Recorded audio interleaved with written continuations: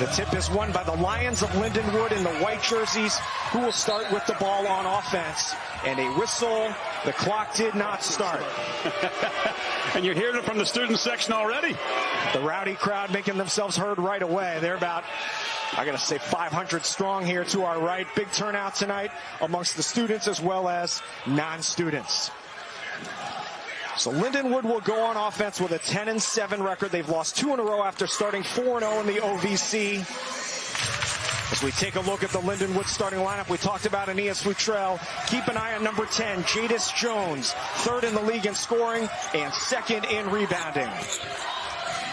So Jadis Jones, number 10, really a player to look for. Dontrez Williams is back in the lineup after missing the last game. This is Jadis Jones, left-handed off glass and in. For Southeast Missouri, we mentioned they have 5 double-figure scorers. One of them, Almodovar, comes off the bench. The other 4 start: Ward, Terry, Stacker, and Bell. Well, like we said at the open, these two teams both like to run high-tempo squads. Transition defense will be critical.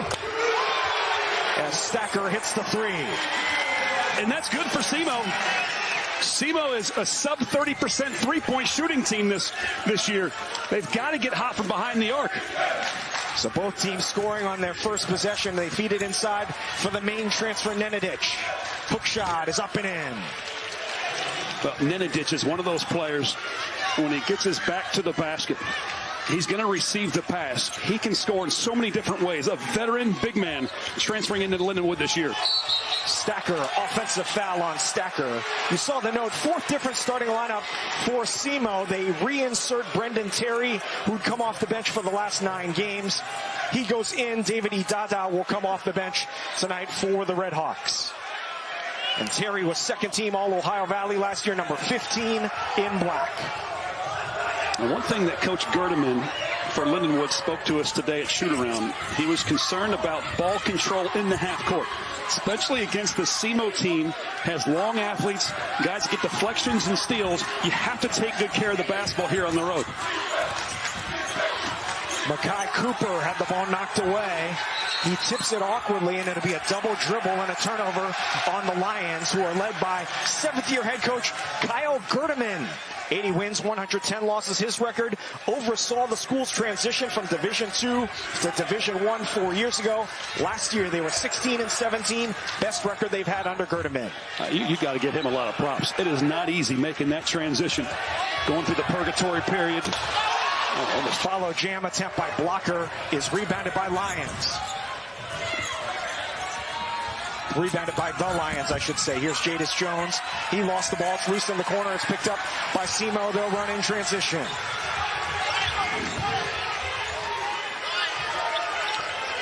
Control the tempo if you're SEMO. Nice left. Marquez Bell downhill to the rim for a score.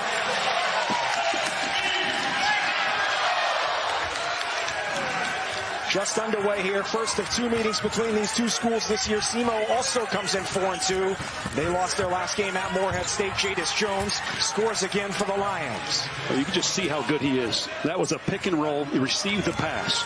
And he's so big and strong. And he's 6'5", but he's like 200 pounds, and he's pure lean muscle. Was able to finish that with his chest taking contact with his left hand. Shooting 65% from the field, 11th in the country. Awkward pass is turned over. Dontrez Williams the steal. Pushes in transition. Jadis Jones attacking the rim. Clocks it in. He's special. He is a very special player. Coming off a freshman of the year, 2nd team all-conference a year ago. Averages 17 and 8 this season. Nice pass down low. What a block. And then followed up. It'll be a jump ball. The arrow will favor SEMO. SEMO led by Brad Korn in his 6th season, 83 and 93. The Red Hawks were the regular season champions last year. He was the coach of the year. They lost in the championship game of the OVC to SIU Edwardsville. And their last win last week against Southern Indiana collected his 50th OVC win in his career. Stacker, quick trigger 3 is rebounded by Futrell. Long outlet pass. Williams will dunk it. What you have to be worried about if you're SEMO, it's the defensive transition. A long shot led to a long rebound and a fast break dunk for Lindenwood.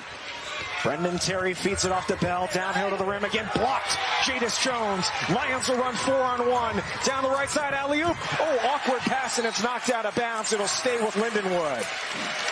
And Cooper could have thrown that ball just a little bit higher. But you see right here the transition, long rebound, look up the floor, there he is. That's your guy, Dontrez Williams. Look at him run the floor, never takes a bounce. Was able to catch in stride and finish with a two-hand jam. Williams missed their last game against Little Rock with a foot injury, averaging 15 a game this season. Lindenwood has looked sharp early. Makai Cooper missed the three, and it's rebounded by Marquez Bell.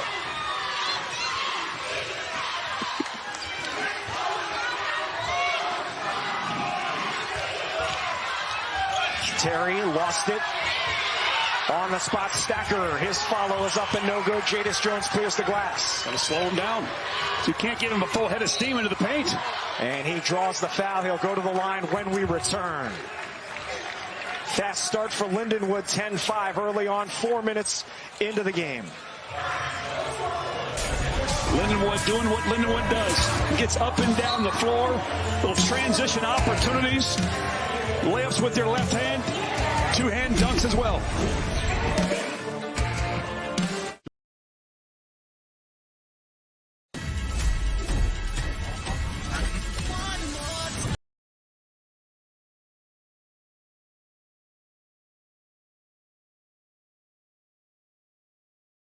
This is unlike anything you've seen in golf. Oh, yeah.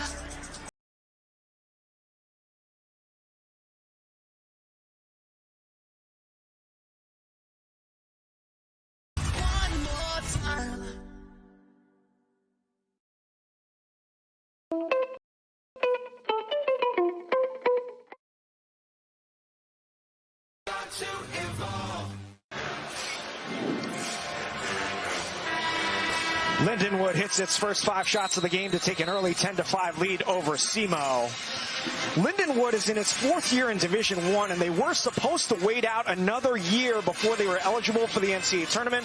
Through kind of a modification the NCAA made, these 6 teams are now eligible for the NCAA tournament this year. 2 of them in the Ohio Valley, Lindenwood and Southern Indiana. It's great for the Ohio Valley Conference. And now it gives you 11 teams who are eligible to compete in the championships, ultimately win it and go on to postseason play in the NCAA. So it's really great for the OVC to grow in that way of 11 full active team members now. And Kyle Gerdeman, the Lindenwood coach, told us the most difficult part was other teams would use that in recruiting against Lindenwood. Hey, you don't want to go there. They can't even go to the NCAA tournament. And he said, well, that team hasn't been to the NCAA tournament in 30 years. What are you listening to them for? I know, right?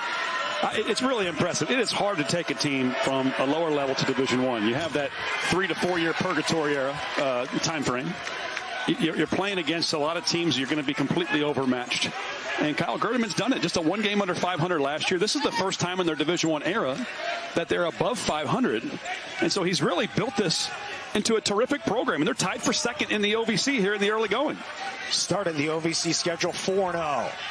So the rack, Almodovar lays it up and in, known primarily as a 3-point shooter. He ends a 7-0 Lindenwood run.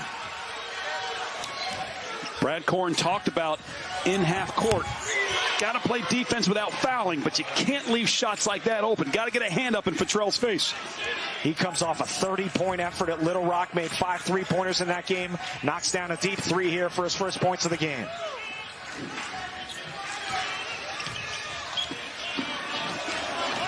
Bell spinning to the basket, blocked by the rim. Jones comes up with a board.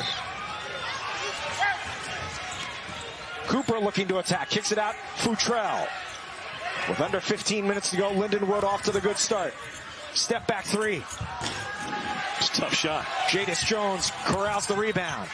Gets it to his teammate Futrell, who will dunk it. How about the unselfish play by Jones?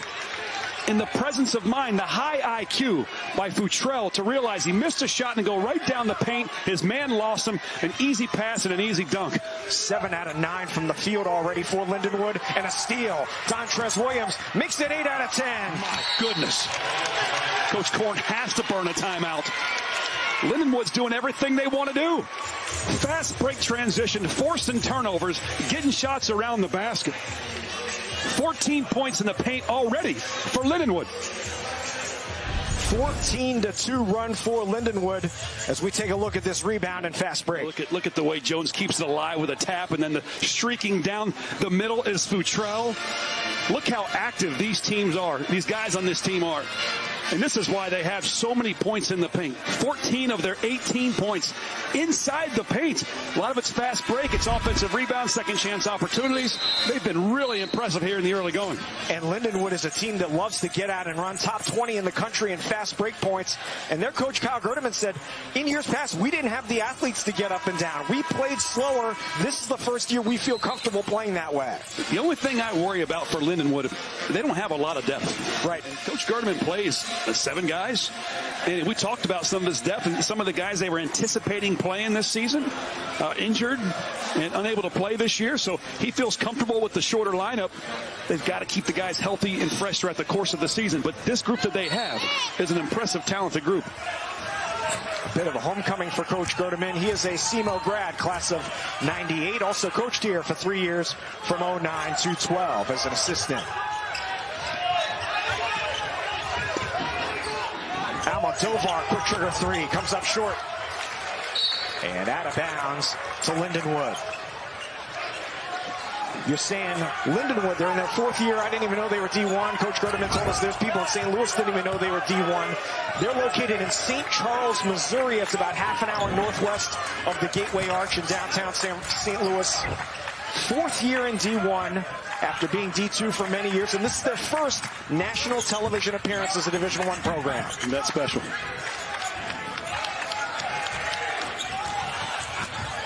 Williams, tough finish. I mean, he had 2 defenders draping all over. But that little reverse spin on the ball. Almodovar. And it's out of bounds to the Lions. So one thing Lindenwood's not afraid to do is catch the ball and drive downhill. Look at the little hesitation and go by Williams. Look at that little touch. Just puts a little reverse touch on it. Watch the way he does. Just barely spins the ball, and it rolls right in. Williams, a transfer from Abilene Christian, first year at Lindenwood. If you're SEMO, how do you try to stop the onslaught right now? Well, part of it is, they had one opportunity for Lindenwood where it was a long 3-point shot, and they got the long rebound and went. Sometimes it's turnovers. But they just need to have a better presence of mind. I don't know what their philosophy is. Every coach has different philosophies. Do you get 1 guy back? Do you get 2 guys back? I mean, this is a team in SEMO that scrimmages against each other every day. So they're used to playing against another fast squad. It's just that Lindenwood is so just dynamic at it. Better than most any team in the country.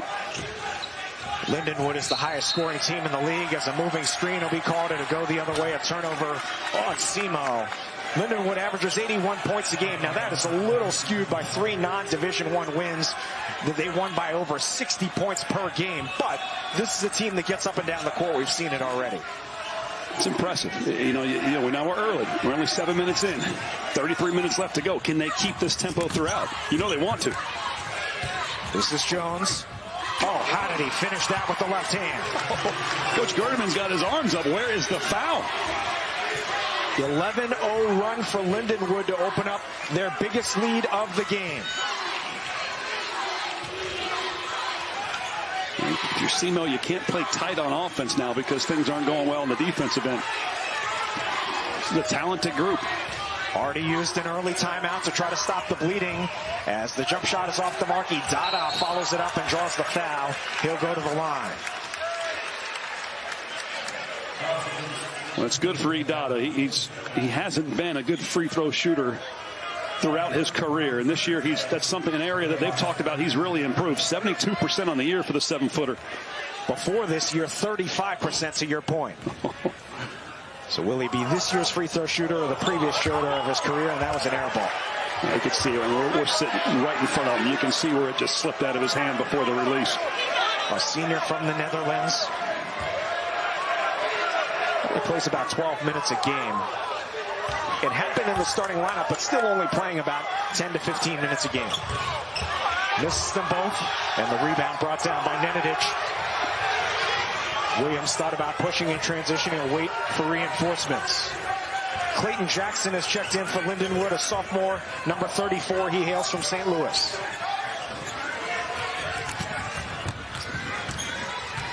See how Lindenwood spreads the floor for round one. Look at Futrell. This is incredible. He's done that twice in the last 3 possessions. And the other person to make a contested layup on that left side was Dontrez Williams. Jadis Jones already has 11 points. And another turnover. Oh, my. Jones will run it down and dunk it in transition. That's what you call a bouncing alley-oop. He caught the ball in rhythm while it was bouncing up in the air. Didn't bring it down, just went straight up to hammer it. That's like something you see in the slam dunk contest where a guy throws the ball in the air and then the guy catches it and dunks it in one motion. Yes. 15-0 run for Lindenwood. He's got to stop the bleeding. Look at this. And a steal and a foul on Simo. You think Lindenwood wants it? Their first nationally televised game in Division I. They're coming off of 2 losses. They're tied for second in the OVC. This is an opportunity for them to prove to the entire nation that Lindenwood is ready for Division I competition.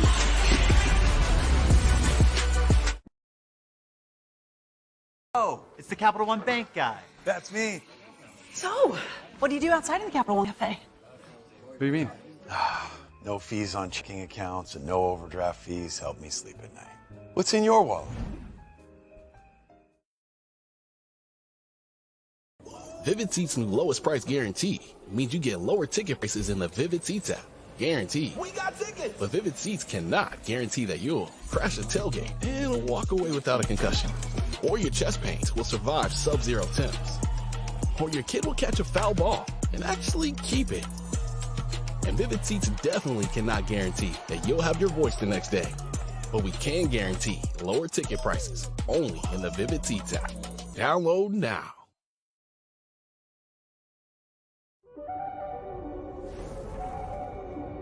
Traction that counts.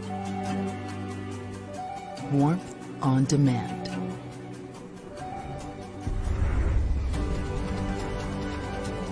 Comfort that expands. Welcome to the Genesis GB70 and GB80. Lease the GB70 for $349 or GB80 for $399 per month. Exclusively at your tri-state Genesis retailers.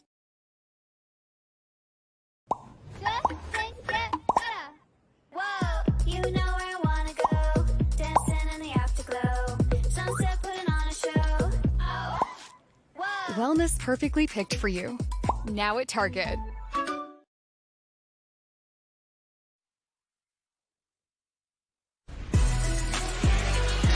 We are back in Cape Girardeau, Lindenwood at SEMO, and Lindenwood has put on a transition clinic.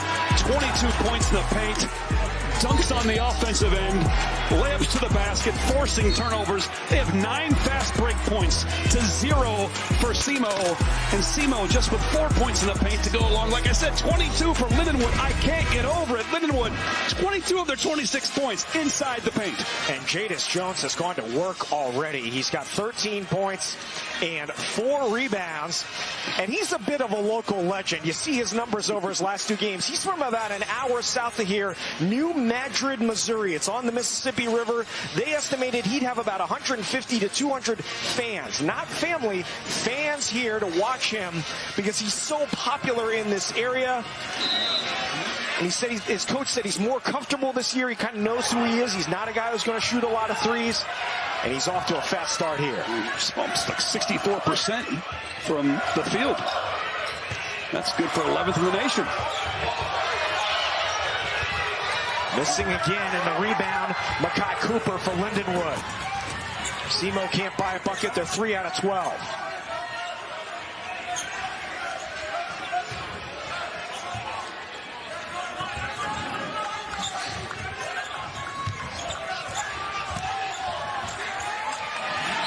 Jones had it tied up and a jump ball that'll stay with Lindenwood. Jones from New Madrid, Missouri, was originally committed to play wide receiver at Coastal Carolina. You can kind of tell with his body type. Before the football signing period, he decided he didn't want to play football anymore, but the basketball signing period had already ended. So he's kind of in a little bit of a no man's land, and it was to Lindenwood's benefit. He ended up at Lindenwood, went into the transfer portal after last year, but decided to come back when he didn't get a Power 5 offer, and Lindenwood's glad he did. 5 minutes without a bucket now, or a point for SEMO. If you're SEMO now, you're not a good three-point shooting team. Now, I'm not saying they're not going to drop, but you need to do more of that without the turnover. Attacking the paint. Opportunities to get to the free throw line that way, and just try to get some high percentage shots around the basket. But I tell you what, Lindenwood has done a terrific job of completely taking SEMO out of their up-tempo style, something Brad Korn talked about. They needed to control the tempo. So far in this game, it has been all Lindenwood in that area. And you see the turnover numbers for SEMO not helping the cause at the offensive end, leading to a lot of those runouts. Nice feed to Nenadic, blocked by Blocker. Nenadic gets it back, he's fouled. And it's oftentimes not that first opportunity to score that gets you the bucket. It's that second and third effort. And Nenadic, I really like his game. Now, he missed all of last season due to injury. But previous to that, he played 4 years at Maine.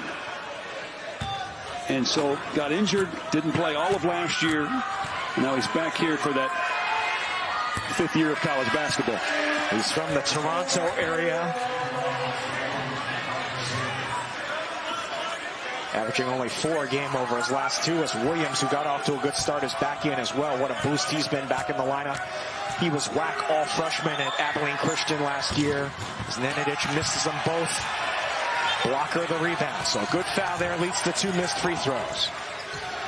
PJ Farmer has checked in for SEMO, number 1 freshman point guard. Yeah, I think SEMO's running good stuff. I mean, they're getting ball reversals. They already got 2 in this possession. But look at the pressure. I mean, Lindenwood like that. Dontrez Williams gets a piece of the ball, and it last goes off the hand of Stacker. Just pestering defensive intensity. TOBP, tremendous on-ball pressure. I like that. You like that? I like that. I never heard that before. Almost 6 minutes without a point due to that TOBP for SEMO. They're coming up on 6 scoreless minutes. They've fallen behind by 19. Nenadic puts it on the deck, and he's fouled. Not a shooting foul. It'll be an out of bounds. I tell you, Lindenwood's taken the crowd out of this game so far. Yes, they have. Second foul on Brendan Terry, who played extremely well over his last couple of games, but he's got to be careful now with 2 fouls. Cooper missed the 3. Rebound Jackson lost it out of bounds. It'll go over to the Red Hawks. If you would have told me a half hour ago that a team that averages 78 points per game in the first 10.5 minutes would have 7 points, I'd put a lot of money on that you were wrong. They also have 7 turnovers. That's led to some transition buckets on the other end. So SEMO's trying to start the long road back here. Long way to go in this game, and a high-scoring team that can get hot offensively. They came in winners of 4 of their last 5, but they're coming up on 6 minutes without a point. Stacker attacks the rim, gets 2 men in the air, and is just turned away. Falls loose. Stacker gets it back with 8 on the shot clock. Stacker will try it again. Crazy shot is up and no good. Nenadic clears the board. Lindenwood.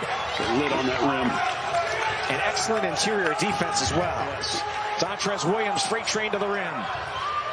Cut gets his own rebound. And it goes over to SEMO.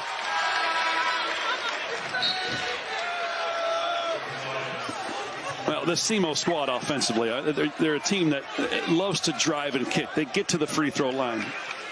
They've been high-paced traditionally under Coach Brad Korn. I know he likes to play more of a European style at times, and they're doing a great job of spreading the floor and moving the ball and setting single double screens and things like that. Staggers for certain guys. The shots just are not dropping. And like you said, turning the basketball over is killing them against this high up-tempo team. 5 turnovers in the last 12 possessions. They missed all 6 of their shots in that span.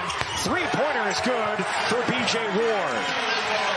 Yeah, so that could be something that gets them a little spark now. They have to just have some confidence on the offensive end of the floor. Ward has been playing well of late. As the ball is out of bounds, good hustle there. Look at him on the floor. Teammates and fans alike helping Farmer off the floor. This is good right here. Three-point shot by Ward. Good look. Stop the bleeding. They're trying to get something to get this Show Me Center crowd fired up a little bit. Holds about 3,500 to 4,000 as Nenadic top of the key three. Long rebound rundown by Williams. Hit the bottom of the rim. Ball's loose, and it's headed over to Simo. Well, finally, some things going their way for Simo. Now you're hearing that crowd get back into it a little bit. And it's the second foul on Jadis Jones, the top player for Lindenwood. And he's saying the foul was not on me. And you can see why Simo wants the foul to be on him. Of course. 13 points. He hasn't missed a shot. He's outscored Simo's entire team. But this would be a big call if it is indeed on Jones or not.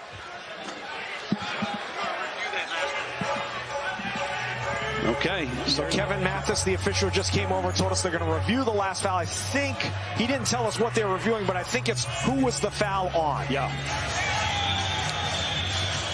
For the moment, it's been called on number 10, Jadis Jones. It would be his second foul of the game. That will change things for Lindenwood with him out. All right, let's see. Number 10 is who we're looking at. It's Jadis Jones. You see him right there in the scrum. It may have been on number 8, Futrell. It's in the loose ball. You see number 8 and number 10 kind of converge there, but it looked like number 8 knocked down number 1 in black. See what the official has to say. So we were entirely wrong. I think they called it on number 7. Landry blocker. They're going to call that a common foul. So Jadis Jones still in the game, and Lindenwood breathing a sigh of relief. Excuse me, not Landry blocker. Milos Nenadic. Foul's going to be called on him. It's number 7, and White picks up the foul. It's his first of the game. Regardless, it goes back over to Simo, but Jones stays in the game with the one foul instead of the 2. Good ball movement, good shot. Blocker's 3 is rebounded by Futrell. Lindenwood has missed 6 shots in a row. A steal. Blocker to the rim, and he's fouled. He'll go to the line. Landry Blocker with 2 free throws when we return. Landry Blocker became a bit of a national sensation about a week ago. He was on ESPN. You got lost. We'll see why when we return. Love it. Love it.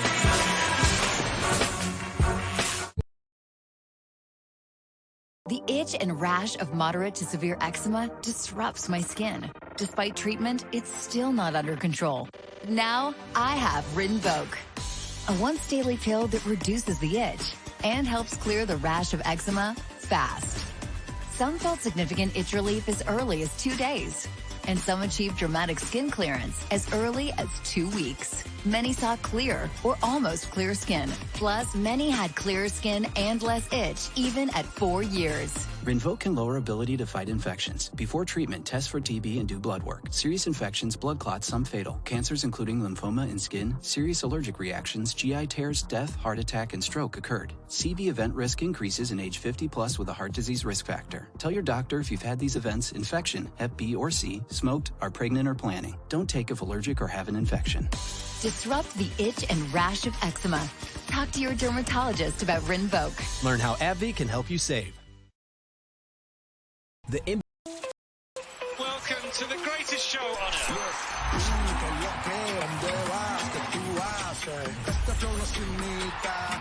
Kylian Mbappe is running right here. Oh, yes, sir. It is all quite astonishing.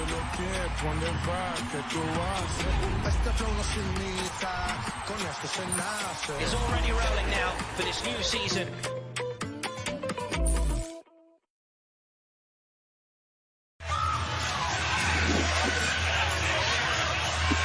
SEMO sophomore Landron Blocker had a moment recently against Eastern Illinois that caught the attention of an NFL Hall of Famer.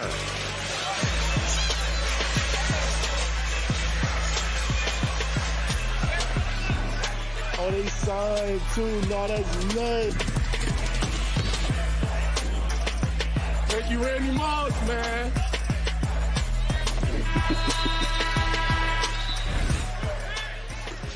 What a thrill for that young man, that dunk against Eastern Illinois.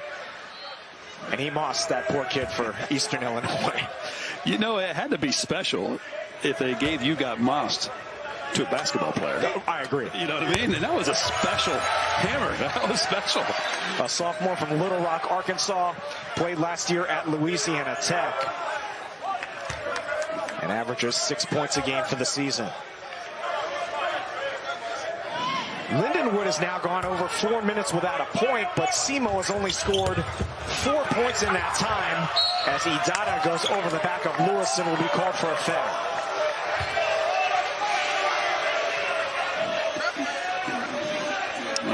Well, at least for SEMO, this is how they like Lindenwood to start the offensive possession, right? Walking the ball up rather than doing it on a fast break, some sort of transition. So now you see SEMO's going to pick up full court a little bit. I think they're just trying to make it a little bit more challenging for them, and then they'll pick up full court and see if they can get a violation. Idada checks out of the game. Elliott Lowndes comes in for SEMO. Jones draws the foul. It's going to be called on Blocker. It'll be his first. It'll put Jadis Jones at the line. Now, every coach has a different philosophy on dribble penetration. I was one of those guys that you never let a guy from the wing drive middle. If you're going to force him anywhere, force him baseline where your help is. Now, every coach does it differently. There's different rotations and things like that. But that's why I like to do that, because a guy like Jones, you let him go middle, it's going to score or he's going to get fouled. Jones will go to the line for 2 shots. What an SEC, ACC women's basketball doubleheader we have for you Sunday afternoon on ESPN2 and the ESPN app. First up, 9th-ranked Louisville against NC State at 1 Eastern. Then number 6 LSU against number 13 Oklahoma in Norman at 3. Louisville, big win tonight on the road at Notre Dame. Their 10th win in a row. 14 points now for Jones as he makes 1 out of 2. Farmer had it knocked out of bounds, and it'll stay with the Red Hawks. And that right there was the closest thing to a transition point that SEMO has gotten all night. Lindenwood has been as effective on defense in transition as they have been on offense. They have held SEMO still to 0 fast break points. Ward halfway down, rebounded by Futrell. Trace Sadler, a freshman from nearby Sykeston, Missouri, just checked in for SEMO. Futrell hammers the 3. How about it? Futrell takes a lot of three-point shots. He has that green light. They set screens for him. He gets loose. It's a good three-point shooter. 36, 37%. There it is, another steal. Williams, the jam. This is incredible. This is absolutely dynamite. Defense to offense for Lindenwood. They're putting on a clinic. Biggest lead of the game now for the Lions. Marquez Bell lost it on the way up. It's picked up by Makai Cooper. Lindenwood on the run. In transition, Dontrez Williams attacks the rim, runs into his own man, follows it up. Rebounded by Futrell. Pivoting. Still has it. And finally, SEMO comes away with it. Landron Blocker. Lindenwood just playing with tremendous energy at both ends of the court. Again, they just became eligible for postseason play, Division II to Division I, and they're trying to show the world they're for real. 4th year in Division I for Lindenwood. To the rim, blocked. Scored on a foul. Good second effort there by Blocker, and he'll have a chance for a 3-point play. If you're Coach Brad Korn right now, you have to celebrate these type of victories right here. Look at the little shot fake. He got up there, got fouled, and still made it. He's getting free throws. You have to celebrate the small victories. Confidence is gone for your team right now. You have to find things that are going to keep them up. Yes, they've dug themselves a massive hole. They were down 21, now 19. And, this is something that you want to just try to cut into this lead a little bit. Can you make it like a 15-point game going into halftime? Then after halftime, can you cut it a little bit more by the 15-minute mark and just slowly win the small battles? You can't think about the big deficit. You just got to keep coaching them up and celebrating the small victories. Blocker missed the free throw. Lindenwood has it with a 19-point lead on the road. Only the 10th all-time meeting between these two schools. SEMO leads at 5-4. They split last season.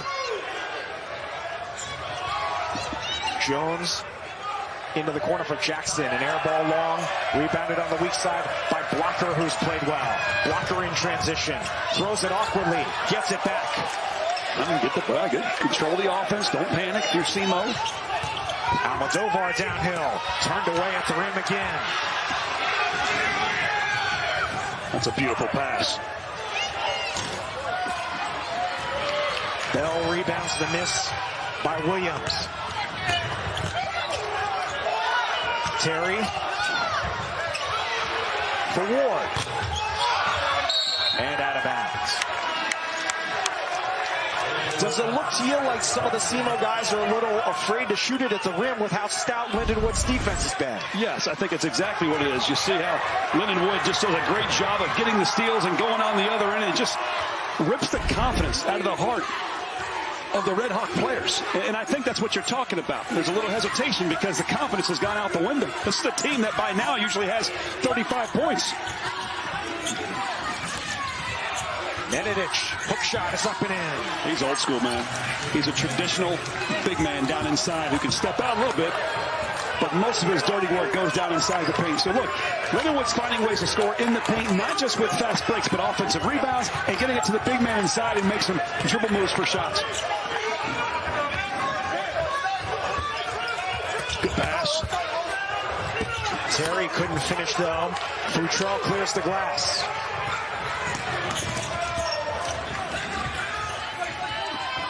Good ball movement here for the Lions. They get it into their bell cow. Jones. He tried to feed it and it's knocked out of bounds. It'll stay with Lindenwood. So Lindenwood does a great job inside the paint like I was talking about. Nenadic right here. Look at the footwork. Uses that pivot foot. He goes over his left shoulder with that right hand. And so they just find a variety of ways to score. I don't think anybody seeing that this game was coming up anticipated what we're seeing here in the first half. Oh, my gosh! Futrell, chance for a 4-point play as Lindenwood is pouring it on. Wow. How about it? Futrell with 11 points. Lindenwood all over SEMO here in Cape Girardeau.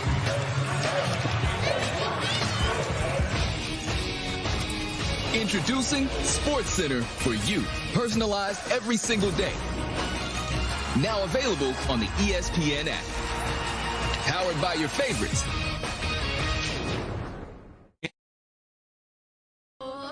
Sometimes my moderate to severe plaque psoriasis gets in my way. But thanks to Skyrizi, I'm free to bare my skin.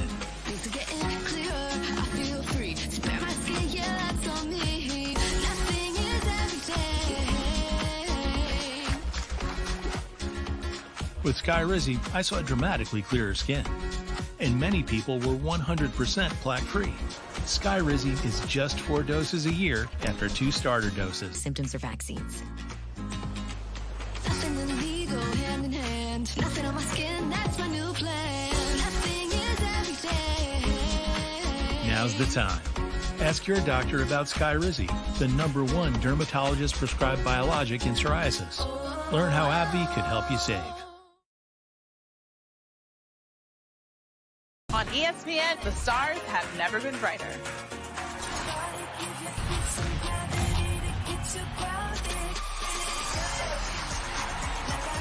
League One Volleyball on ESPN2 and streaming on the ESPN app.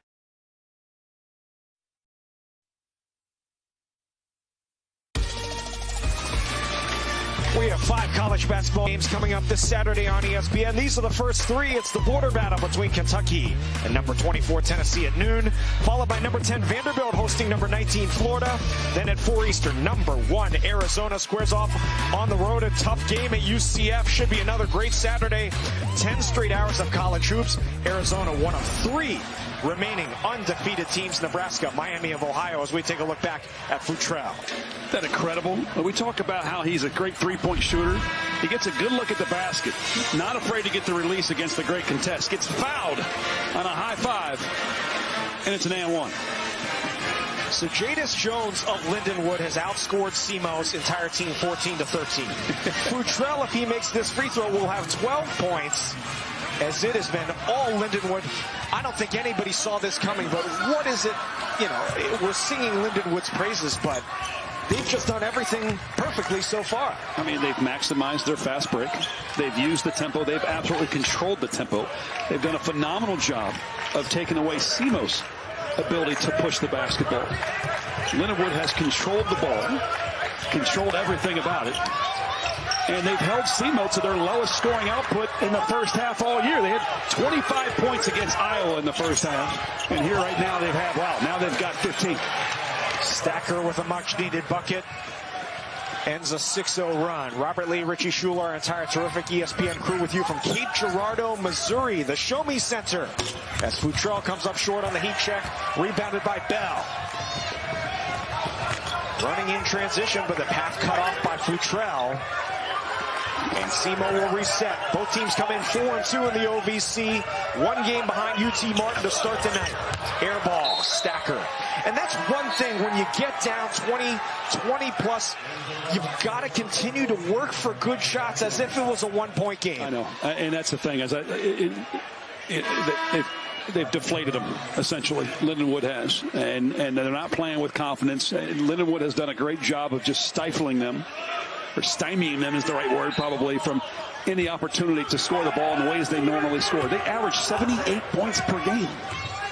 And Lindenwood is scoring every which way possible. Transition in the half court, in the paint, from behind the arc, at the free throw line.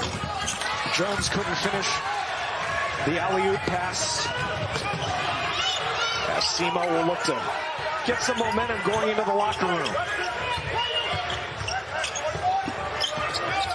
Cole the 3. Jackson the long rebound. Jackson attacks the rim and will draw the foul on Idada. That'll be his 3rd foul of the game.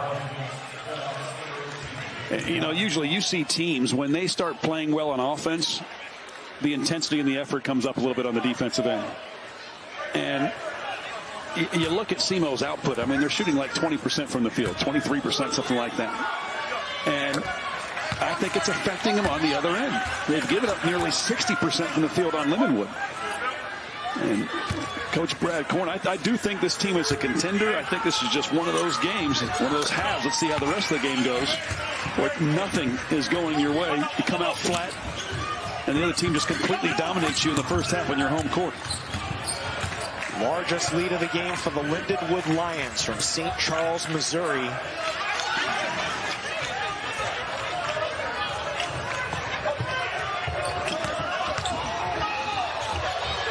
Jones turns away Ward. Jones running the breakout. It's stolen by seldom used Blaze Senior. Look how well Lindenwood sprints back and gets in the paint to protect the basket. Ward missed the 3 and a foul on Nenadic. So you have Lindenwood, who's doing a great job of stopping transition, and equally doing a phenomenal job of getting out in transition and scoring. But when they had to run back into defense, they got right back to the paint. They sprinted into the paint, and they fanned back out into their guys that they were guarding to prevent them from getting easy drive to the basket. And that's important. Forced contested threes on SEMO. Again, not a great three-point shooting team. Just the 6th foul against Lindenwood. It was on Nenadic, his 2nd. He'll go to the bench. Not a shooting foul.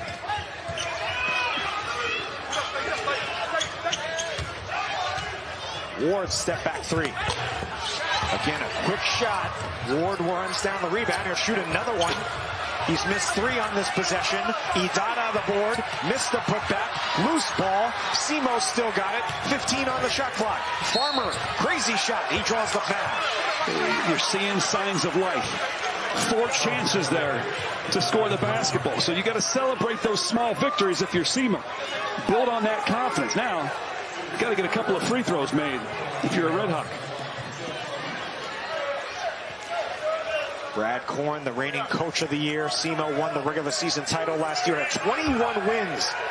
The most they've had in 25 years, and the second most they've ever had at the Division I level, as they missed the free throw. But a lane violation will give them a second chance at the 1-and-1. Korn led Simo to the NCAA tournament back in 2023. Well, that was a game right there, man. That was a game they thought they lost at the buzzer. They were up by 2, and they thought Tennessee Tech nailed a 3. It was on the line. It was a 2, and sure enough, they went to overtime and beat Tennessee Tech for the championship. Coach Korn will talk it over after 30 seconds. This is star power from the just.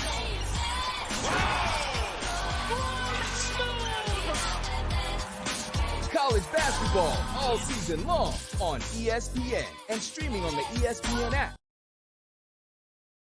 On ESPN, the stars have never been brighter.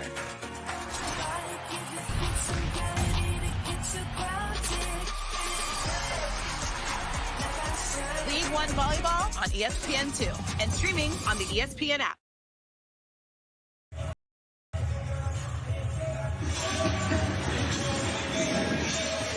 Both teams talking it over here late in the first half. As you mentioned those little victories, Brad Korn would love to see his team go on a 4-0, 5-0 run to end the half, get some sort of momentum going into the locker room. Absolutely. That's what you have to have. Okay, you're down. Let's be realistic. You're down 25. Can you cut it to under 20 to go into the half? That gives you something to celebrate. You go in the locker room. You come out with a different plan.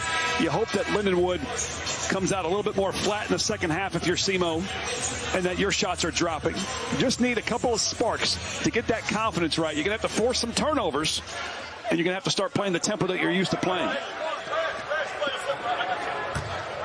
And you mentioned you got to make some free throws. They're 1 out of 6 from the free throw line, not helping the cause as Farmer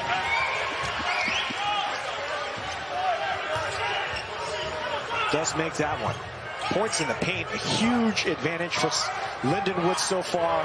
Simo's just struggled in every regard, turning the ball over, shooting poorly, 21%, 9 turnovers, and only 16 points coming up on the final minute of the first half. And an offensive foul. It's called on Robert Lewis. It's his second of the game. So, a chance, make that 1-0 run, maybe 3-0 or 4-0 coming up on the final minute. Yes. Cole attacks the rim, missed the layup. The defense down there by Lindenwood is incredible. Incredible diagonal outlet pass for a Jackson jumper. Jones, the athletic rebound. Jones puts it up, blocked by Idada. Lewis runs it down in the corner. Futrell, the 3. Oh, Anias Futrell has 15 points. Off the pass fake, too. You pass fake and you still gather your feet and balance to knock down the 3-point shot. That's high level. 15 for Futrell, his season average. Cole lays it up and in.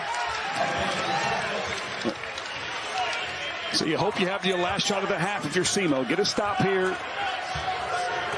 See if you can end it with a bucket going into the locker room to feel a little bit better about yourself. 7-second difference between the shot clock and the game clock. Lindenwood cannot hold for 1.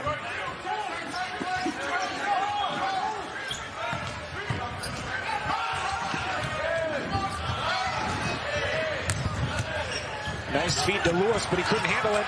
Now Simo has got it with 10 seconds left. It's Bell. He missed the layup. Oh, and somehow they come away with it. Lindenwood's got it for a run out with 4 seconds. Jones, the dunk. Oh, Lindenwood in the first half. What a performance. What looked like it was going to be a Simo layup ends up 2 points the other end. My goodness. Lindenwood is saying to the world, we are for real, and our first ever Division I national broadcast.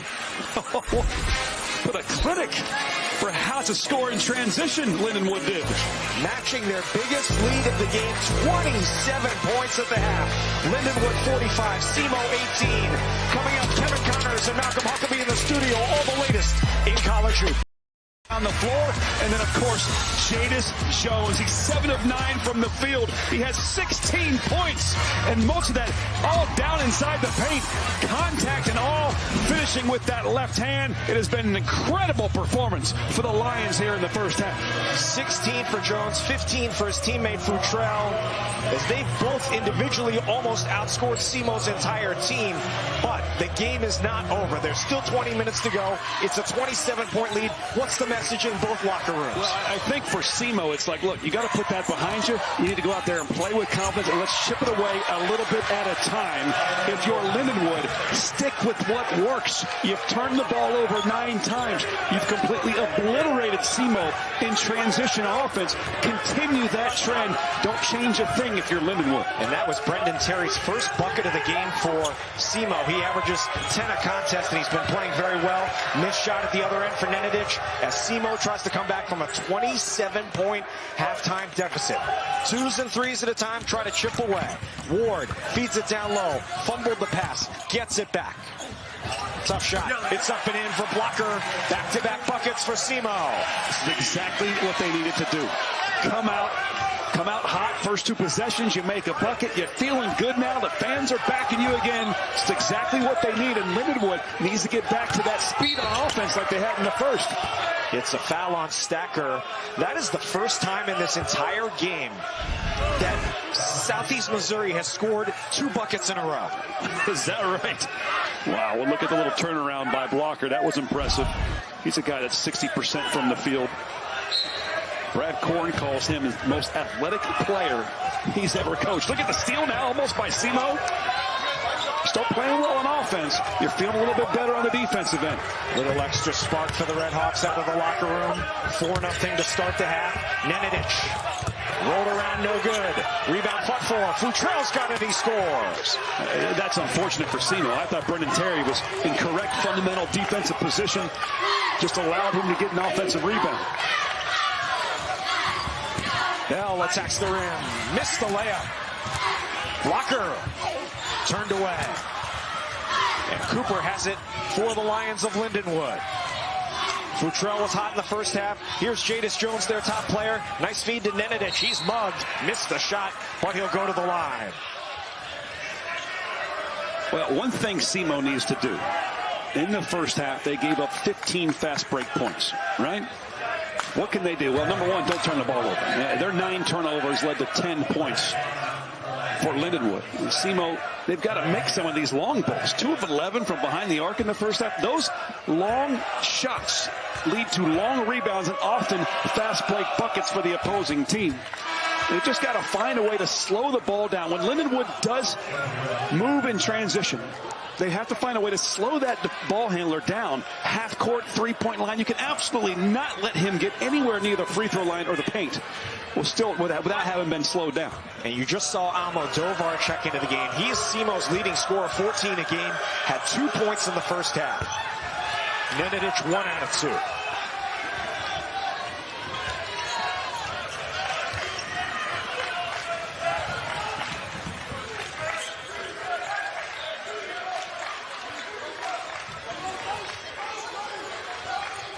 This is Terry. Almodovar, 3-point sharpshooter, comes up short. Long rebound tracked down by Jadis Jones. Will run 2-on-2. Left wing 3, Futrell. 20 points for Anias Futrell. Again, that was a missed 3-point shot. It was a long rebound, and everybody's focused on Jadis Jones, and it leaves a wide open Dontrez Williams for 3. Stacker airballs the mid-range jumper, and a foul on the rebound against SEMO. So, yeah, I mean, if SEMO can knock down some of these 3-point shots, a lot of this wouldn't be happening right here. I'm sorry, Futrell right there. Look at that. So much attention on Jones because he's so good in transition. He's got 2-3 guys in black uniforms collapsing on him. He's able to kick it out to Futrell for a wide open three-point shot. The foul was on Blocker. It's his third. You see the numbers for Lindenwood's top two players dramatically outscoring SEMO's entire team. Williams adding to the total with an athletic take. I mean, look, SEMO came out with zone press. I think they went back into man-to-man defense, and they continue to let Lindenwood drive middle into the paint, and it's causing havoc for the defense down there. 8-0 run, Almodovar, count it, and the foul. Chip away a little bit at a time. You have to get some defensive stops if you're SEMO. But, you know, Almodovar, what a spark he is off the bench. He comes into the game. A couple possessions later, he gets an and one. Coming from NAIA St. Francis a year ago. He's one of the best pure shooters in NAIA. Averaged 20 points per game. He actually played with a good friend of mine's son, Robert Fry II, as well as another young man, Jackson Gowdy, two guys. It's been quite impressive to see his career. Tip off your weekend with more hoops. As we've got a busy weekend of basketball, NBA, college basketball, all coming up this weekend on ESPN Networks. Three-point play for Almodovar. He's up to 5 for the game. Cuts the lead from what was the biggest lead of the game, 31 points, down to 28. Jones. Rebounded by Senior. SEMO needs to take advantage of this. Move that ball around, find your spots to turn the corner, drive middle, and kick out for wide open threes. Stecker, he'll go to the line. I think that's really good offense by SEMO. They moved it well, drive, they kicked. Looked like he might take a three, instead drove middle. Now he gets to the foul line. You get an opportunity to score the ball with the clock stopped. Now they like the pressure full court in zone press after the second made free throw, and that will give a little bit of a defensive look for them against Lindenwood. Stacker to the line.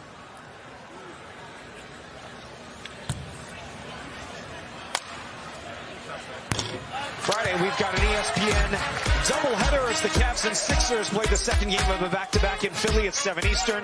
Then Anthony Edwards and the Timberwolves take on KD and the Rockets. NBA Countdown gets it all started at 6:30 Eastern. Philly and Cleveland separated by a half game in the Eastern Conference standings. 2 free throws for Stacker. Comes that 1-2-2 full court press. They might look to trap maybe on the side, half court. There it is right there, a little bit of pressure. And it is a backcourt violation as Williams lost the ball and it went into the backcourt. So that's what you do in that 1-2-2 press. If you know, you can choose not to trap, but in that case, they trapped the first pass across half court against the sideline as close to the midcourt line as possible.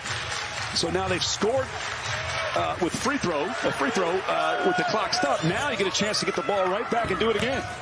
Terry attacks the rim and draws another foul on Lewis. That'll put SEMO back at the free throw line.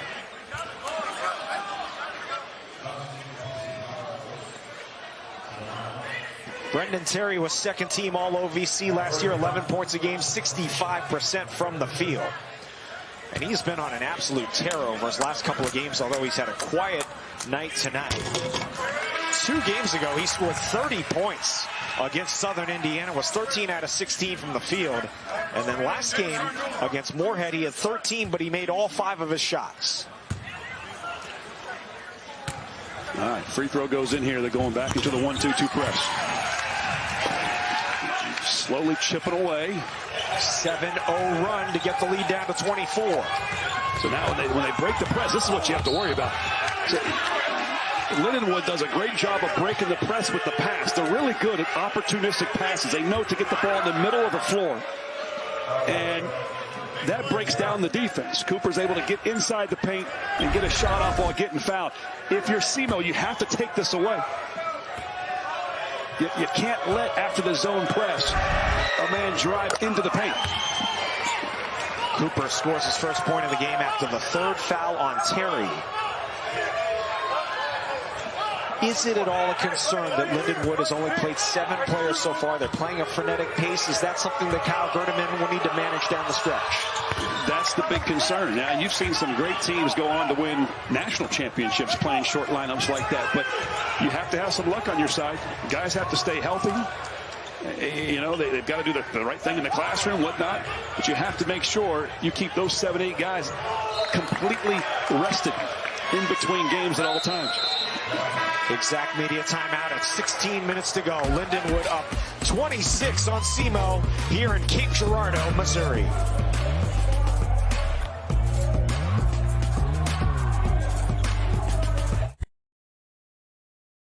The NBA on ESPN is happening now.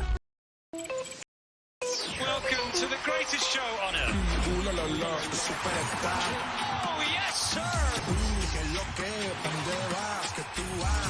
The ball is already rolling now for this new season. On ESPN, the stars have never been brighter.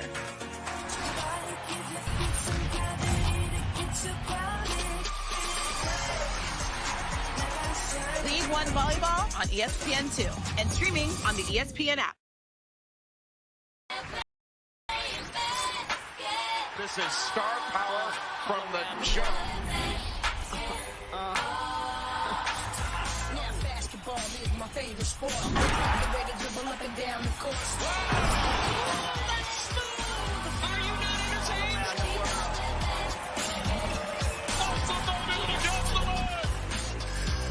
College basketball all season long on ESPN and streaming on the ESPN app.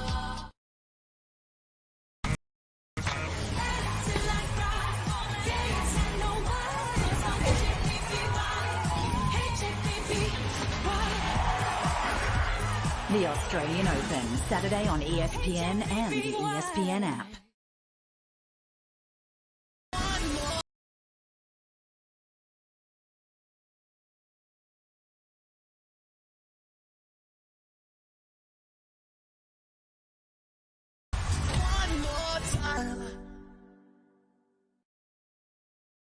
It's not over. Not yet. This is the national championship. When it's over, you'll feel it. The CFP National Championship, Monday, January 19th at 7:30 p.m. on ESPN.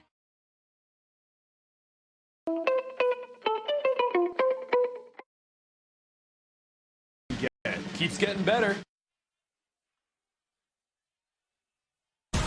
Monday, the AT&T countdown to the College Football Playoff National Championship on ESPN.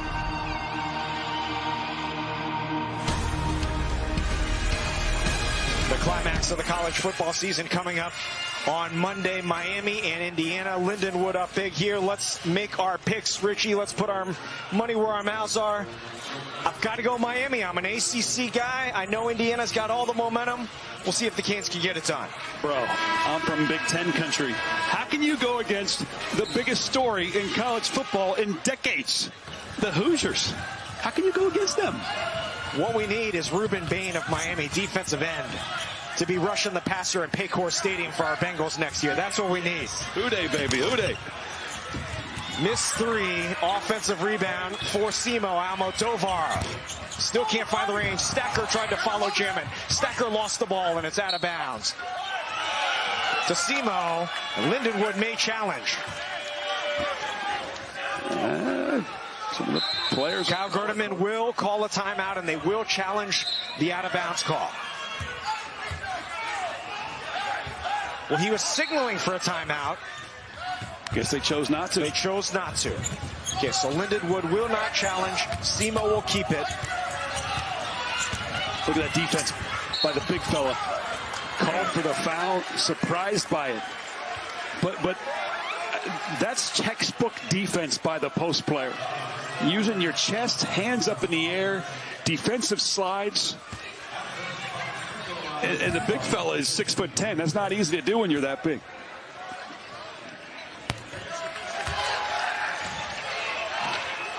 Brendan Terry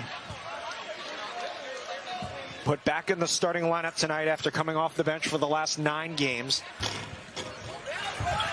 Makes 1 out of 2.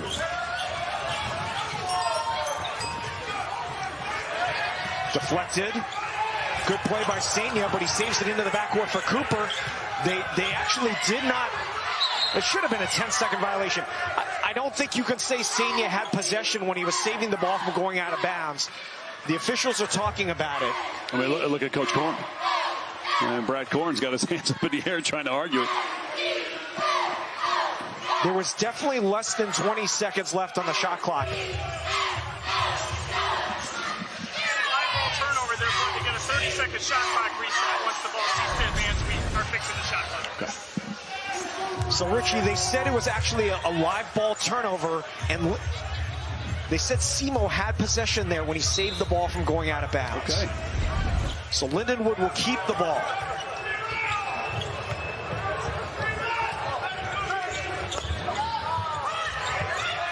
$15 on the shot clock here.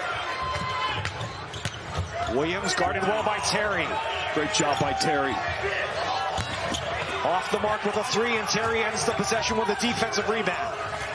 Simo showing some signs of life here. It hasn't shown up on the scoreboard yet. They are, but Lindenwood has been elite with their transition defense as well as their offense. Almodovar's first three of the game, a 34% three-point shooter, but he's been hot of late. Cuts the lead down to 22. Cooper came up short. Terry, another rebound. Look to push it. Look to push it. Simo doesn't have a lot of time to work with. Senia, the three! Senia's second three-pointer of the season, and suddenly it's a 19-point lead, a 7-0 run. Jadis Jones missed it, tipped up and in by Nenadic. Keep the momentum if you're the Redhawks. What a big tip in there by Nenadic. If Simo cleared that board, could have gotten out in transition. Instead, pushes the lead back up. Again. Senia, rebounded by Cooper. See, one thing Simo's done out of the locker room is they've taken away the transition offense that was so good by Lindenwood in the first half. Nenadic is hacked, and he'll go to the line. So you're seeing Simo knock down the long ball. We talked about that was a need that they had to have. The three-point ball there. And then Senia off the bench knocking down a three from the exact same spot. Simo's going to have to make 6 or 7 threes the rest of the way. I mean, really, to get the win here. He's not a guy that plays a ton. He plays 7-8 minutes a game. It's been 5 games he hasn't even played, and he was 1 of 9 from behind the arc coming into the game, and comes in and drills that. But Almodovar can heat up quick. Terry's not a high-volume shooter. Stacker is a good three-point shooter traditionally. We saw Ward make a three earlier in the game as well. Nenadic has done some of the dirty work inside. So what was it at halftime? It was a 27-point lead. And now we're looking at what, 22? Is my math correct? It was for a moment. So Simo still trying to claw back into the game. They got within 19 there a moment ago. Realistically, win each four-minute segment by 3-4 points and try to get back into a nice feed to Almodovar, who's into double figures. They got a 7-footer, can see over just about everybody. Nice pass. So yeah, Simo has done what they wanted to do in the first half, but didn't. They've slowed down Lindenwood's up-tempo speed. They're making some outside shots, which has helped with that. They're taking better care of the ball. And now they're forcing turnovers. Senia running down the center to Stacker. Has a path to the rim, and he scores. And it's back down to 19. Ball stolen away. Senia playing huge. Here's Farmer. He lays it up and in. And I love the calmness by Coach Kyle Gerdeman. He's not yelling timeout. He's just telling him to walk the ball up. We're fine.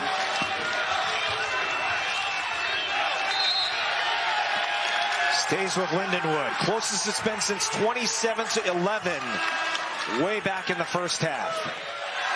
Here comes Jadis Jones. Simo doing a phenomenal job now, forcing turnovers. They got a layup down inside. Idada to Almodovar. And then a bucket driving to the hole by Braxton Stacker. And they did force a turnover and just a layup on the other end by DJ Farmer, the freshman. 6-0 run for Simo.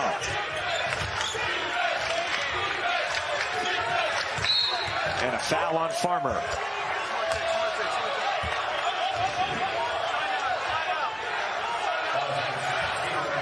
You mentioned Lindenwood staying the course here, not calling a timeout. What's the message here, and what do they need to do to get back on track?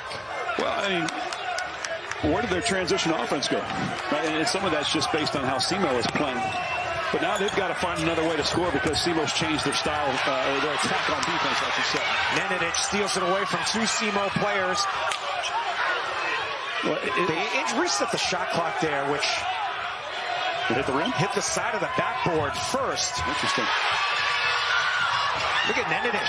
He's everywhere. You got 2 seconds on the shot clock. Got to put it up. Williams, big three.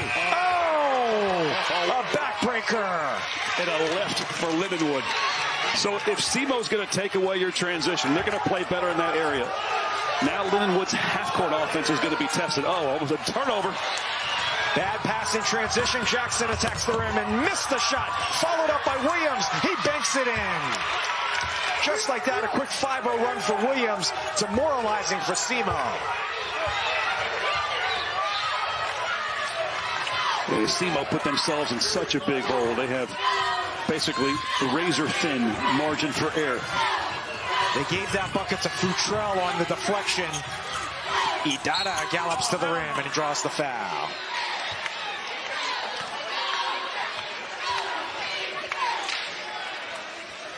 To a timeout. Lindenwood 64, SEMO 42. SEMO showing signs of life, but Lindenwood finally answering the call to continue a big lead here.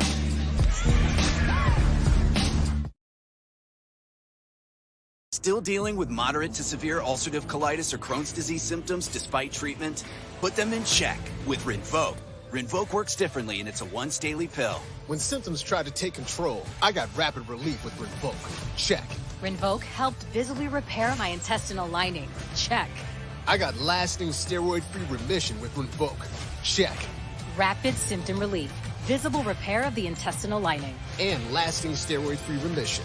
Check, check, and check. Rinvoq can lower ability to fight infections. Before treatment, test for TB and do blood work. Serious infections, blood clots, some fatal. Cancers including lymphoma and skin. Serious allergic reactions, GI tears, death, heart attack, and stroke occurred. CV event risk increases in age 50 plus with a heart disease risk factor. Tell your doctor if you've had these events, infection, Hep B or C, smoked, are pregnant, or planning. Don't take if allergic or have an infection. Put UC and Crohn's in check and keep them there with Rinvoq. Ask your gastroenterologist about Rinvoq and learn how AbbVie can help you save. Welcome to the greatest show on earth.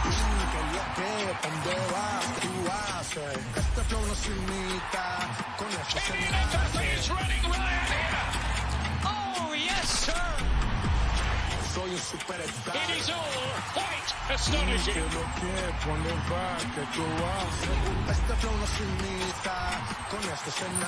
He's already rolling now for this new season.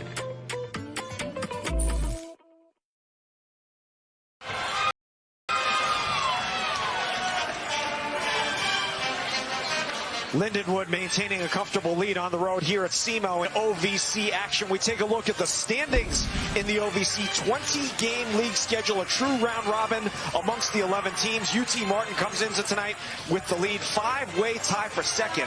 And why is this important? Because it's all leading up to the OVC tournament in Evansville, Indiana, March the 4th through the 7th. Only the top 8 teams qualify for the tournament. That's one aspect. The seeds are incredibly important in the OVC. Teams number 1 and number 2 at the end of the year go all the way to the semifinals. They only have to win twice to win the championship and go to the big dance. Teams 3 and 4 make it to the quarterfinals. They have to win 3 times. Teams 5 through 8 have to win 4 times to cut down the nets. And it's typically been a one-bid league. So it's, like you say, it's so important. Every one of these games, you want to get the best seed you can going into the conference tournament. And you got to think now, Lindenwood's 4-2. They dropped 2 in a row. They come here on the road, hour and a half, 2 hours away at a big rivalry game. This is important. And then where do they go next? They go to the top team in the OVC right now, UT Martin, and play on Saturday. So it's important for them to win this game going into another great opponent. Out of bounds off of Lindenwood after 1 of 2 from the line for Idada. It's a very important start. Every game's important, okay? There's only 20 games. But Lindenwood, as you mentioned, going on the road, they came down here this morning, actually. Did not come down last night. It's only about a 2-hour drive from St. Charles. Then they go to UT Martin. They're staying in town overnight. Then they'll go to UT Martin to play them on Saturday. Tennessee Tech, Tennessee State. A couple home games coming up next week. Terry lost it and turns it over. Well, we've seen much better basketball by SEMO here in the second half. What, they scored 18 points in the first half? They were 22% from the field, Robert. They've got 24 points in this half, so they've already outscored what they did the entire first, and they're shooting 53% from the field. Well, Lindenwood will not stop on Tress Williams. 16 points now, 8 in the second half. And another turnover, Nenadic. He is just everywhere. I love him. He's got his fingerprints all over that basketball, both ends of the floor. Look at that hustle by Farmer to try to create the turnover, but Jackson's got it. Farmer still hounding him, and a timeout, Lindenwood. It's exactly what SEMO wanted. Try to force a turnover and try to get them to call a timeout. SEMO, signs of life, but still big. Down 24 points.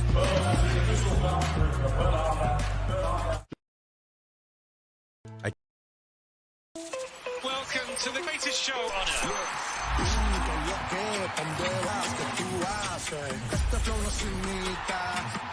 Mbappe is running right here. Oh, yes, sir. It is all quite astonishing.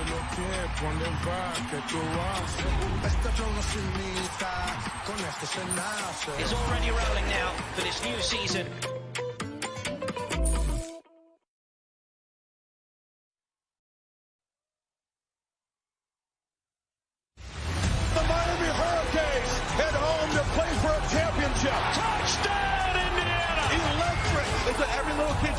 The CFP National Championship, presented by AT&T, kicks off Monday, January 19th at 7:30 p.m. CFP National title game coming up on Monday in Miami. Canes and the Hoosiers. Here it's Lindenwood up 24 on SEMO. This is a very big stretch in the season for SEMO coming up right now. They start a 4-game homestand tonight. All in the next 8 days, they play SIU Edwardsville, a team that came in 3-3 in the league. Then first place UT Martin and the preseason favorite Little Rock, all here at the Show Me Center, all in the next 8 days. It's incredible, right? You get 4 straight home games in an 8-day stretch. And there's no cupcakes in there. You know what I mean? Those are some good challenging teams.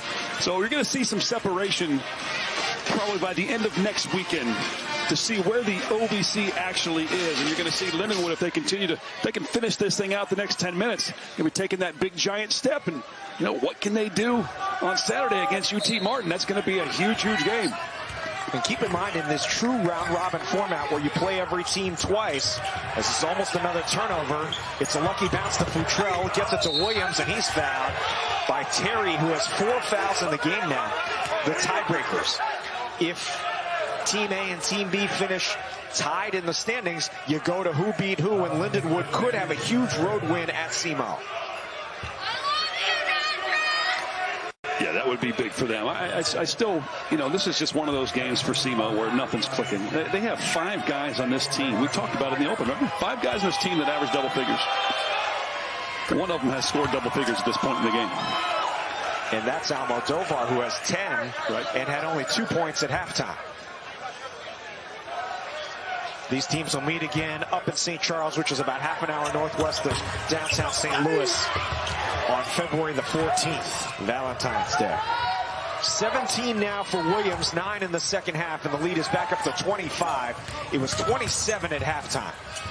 Ward forcing the issue and draws the foul.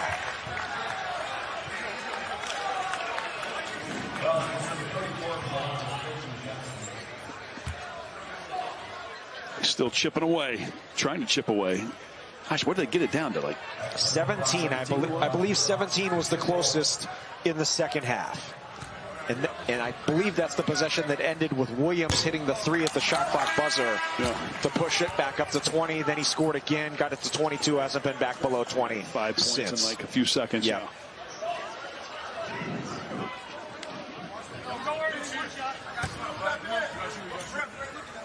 SEMO has not helped themselves from the line either, 9 out of 17. Ward, who averages 12 a game, has been quiet. He's got only 4 points, junior from St. Louis.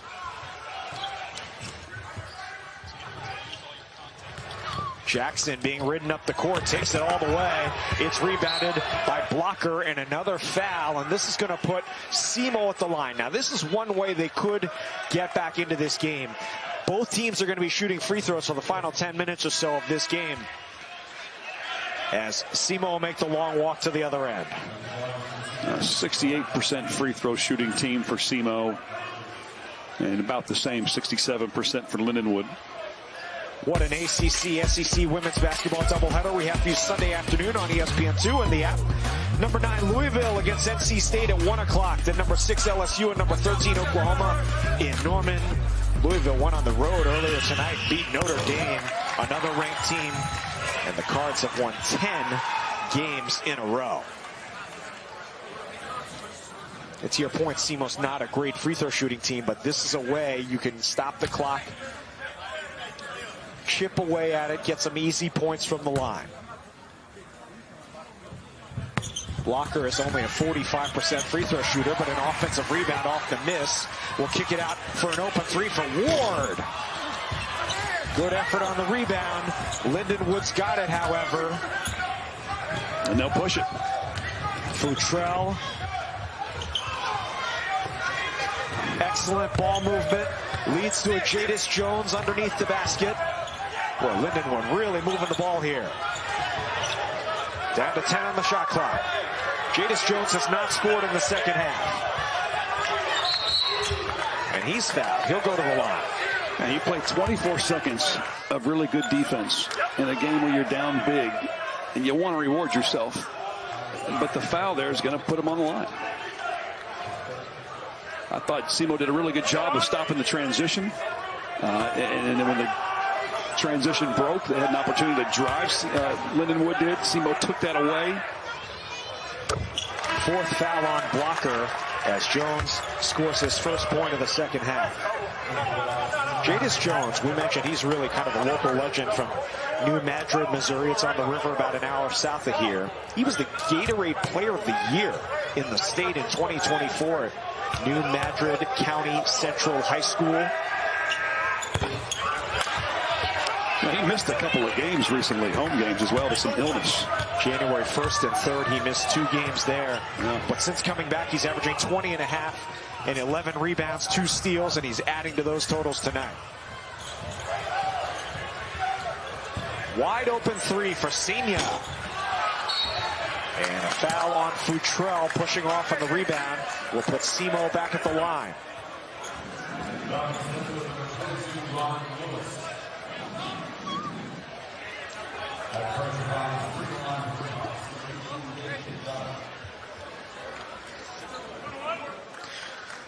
Don't forget, Carson Beck and number 10 Miami take on Fernando Mendoza, number 1 Indiana in the CFP national title game. It's coming up on Monday night. It's presented by AT&T.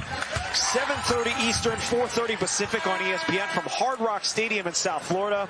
Pre-game coverage all day. We'll have you covered on every platform, TV, radio, digital. So many ways to watch and listen for the biggest game of the year. These two schools have a football rivalry as well. They're both at the FCS level. It's got a unique name. Dude, the Game Ball Brawl. Say that 5 times.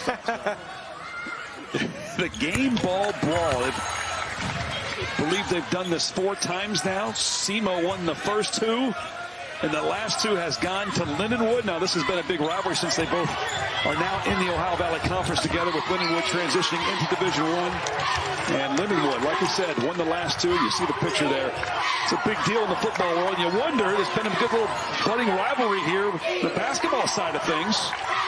Are we going to have a traveling trophy on the basketball side of things at some point? We'll see how contentious this rivalry becomes. Again, Lindenwood in only his 4th year in Division I. But they look strong here tonight. First ever national television appearance as a Division I program. Another foul on the rebound will put SEMO back at the line. I have a feeling we're going to have probably twice as many free throws as we do field goal attempts in the last 8.5 minutes of this game. These teams are both nearing the double bonus with over 8 minutes to go. Kevin Anthony, who just checked into the game for Lindenwood, picks up his first foul. He is only the 8th player to play in this game for Lindenwood, and he just checked in for the first time. You know, SEMO put themselves in such a big hole, down 27 at the half. That, yeah, they've been chipping away a little bit, but they're still down 23. Got it to within 17 at one point, but no closer than that. Going to have to really buckle down, and you figure if Lindenwood can get to, call it 80 points, they should win the game. So Southeast Missouri really has to buckle down and go on a 10-0 type run here. And instead they'll put, nope, out of bounds, a turnover. It looked like they changed their press, zone press. It had been a bit of a 1-2-2. That looked like maybe more of a 2-2-1 alignment. And you do that to try to keep the opposing team off balance. Make them think about where they're going to go with the ball instead of just going against the same thing over and over again.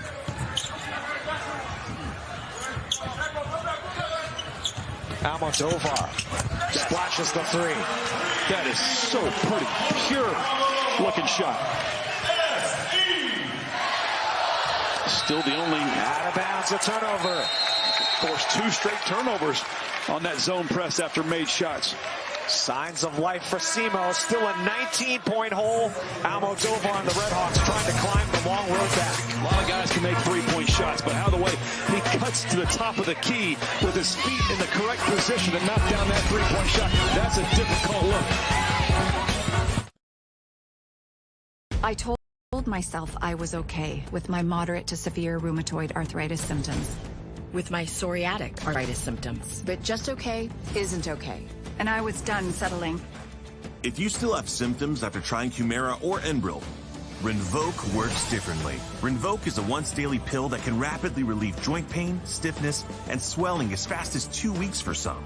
It can relieve fatigue and stop joint damage. And in PSA, Rinvoq can leave skin clear or almost clear. Rinvoq can lower ability to fight infections. Before treatment, test for TB and do blood work. Serious infections, blood clots, some fatal. Cancers including lymphoma and skin, serious allergic reactions, GI tears, death, heart attack, and stroke occurred. CV event risk increases in age 50 plus with a heart disease risk factor. Tell your doctor if you've had these events: infection, Hep B or C, smoked, are pregnant, or planning. Don't take if allergic or have an infection. Done settling? Ask your rheumatologist for Rinvoq. And take back what's yours. AbbVie could help you save. Welcome to the greatest show on earth. Yes, sir! The ball is already rolling now for this new season. The NBA on ESPN is happening now. We don't know who. Nothing can stop me. I'm all the way up. On ESPN, it's always rivalry season. Always top 10 season. And always season. With over 47,000 live events all year long, ESPN is always in season.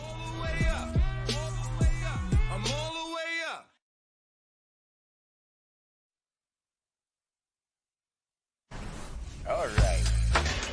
Well, how about the play of Lindenwood's Dontrez Williams? He has been completely dominant on both ends of the floor. 2 assists. You just saw one right there. 17 points, 7 of 11 from the field. Knocked down a pair of threes on 3 tries. And get this, 6 steals on the defensive end. Dontrez Williams has been super special for the Lions tonight. You see his numbers for the sophomore from nearby Sikeston, Missouri. It's about 35 miles south of here. And if you're ever in Sikeston, you got to go to Lambert's. It's home of the throwed rolls. They throw these rolls around the place. It's very unique. It's 35 miles south of here, Sikeston, Missouri. How about after the game? I'll meet you there. Almodovar missed the layup. Gets his own rebound. Puts it back up. Missed it again. Missed opportunity to get within 16 or 17. And now here comes Futrell the other way, and it's out of bounds to the Lions. And they got it to under 20. We've seen crazier things, have we not? We have, but that was an opportunity to get a little bit closer there onto a couple point-blank range looks. The lefty missing a couple right-hand layups. Williams. Idada the rebound. Williams has been great, as we talked about. 6 straight games, double figures for Williams. Oh, what a move, Almodovar. Oh! That is a highlight. Crowd like that one. You look like a young Robert Lee out there. High school. On defense. That was me on defense. Nenadic traveled. Almodovar. It's a tongue twister, his name. Almodovar. Look at this right here. Coming off the screen. Giving all the love to Dontrez Williams. He falls on the ground. He makes him pay. You got to make the shot after that, right? You can't miss that shot. Almodovar comes from a very athletic family. His grandpa, Billy Keller, played with the Indiana Pacers back in the old ABA. Both his parents were great college volleyball players. As he shoots another 3. Just short. Perhaps the best athlete in the family, though, was his sister Lexi, who was a 2-time Atlantic 10 Player of the Year in volleyball at Dayton. This is now the closest SEMO has been since it was 59-42. They're on a 9-0 run. Again, change up their zone press. Now they go back into a man. So you slow Lindenwood down with the zone press. And then you go back into a man. You find your man. You got to play straight up half-court defense. This is about 1 or 2 more stops and scores away from getting very interesting. There's still 6 minutes to go. 15-point lead, 9-0 run for SEMO. Nenadic. They're going to call blocking. I think that's the right call. I think it's a great call by the official. It's very little contact by Nenadic. So we talk about SEMO making a run. Cutting into 15, good little shot in the paint. And then Nenadic, I should say. Defender Williams, or I'm sorry, Farmer, the freshman, trying to pick up the charge, but instead it's a blocking foul. Now this will be a 1-and-1 for Nenadic. He's asking, is this 2? We show that it's a 1-and-1, so this is a chance for SEMO to possibly get a stop if he misses the free throw. He does not. He's into double figures for the 11th time this season. Some big numbers on the Lindenwood side. Futrell, a double-double, his first with the Lions, 22 and 10. 1 out of 2 for Nenadic. 16-point lead with 6 minutes to go. SEMO has already scored 38 points in the second half. They're probably going to need at least 60. Oh, chance for 4 more. Almodovar has 16 in the second half and a chance to add to it. Look at the football players. They're back to being excited. Look at the way he comes off the screen. He gets his feet set just perfectly. And that's what makes him such a great shooter. He can shoot planting his left foot. He can shoot going the other way, planting his right foot as a lefty.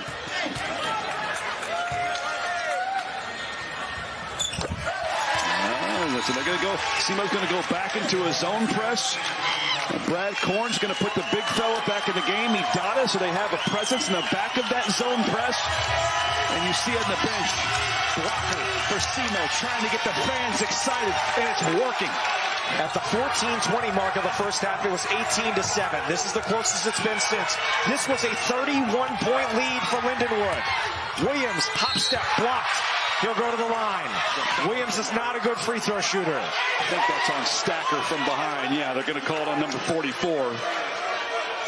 But credit Lindenwood's ability to move the ball so fast, and that's why you get an opportunity to score down inside the paint.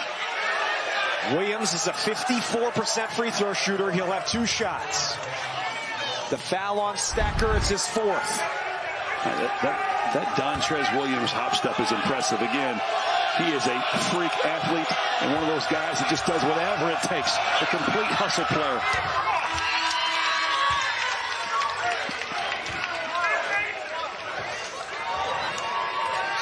Terry back in for Idada, who played very well off the bench, especially on the defensive end,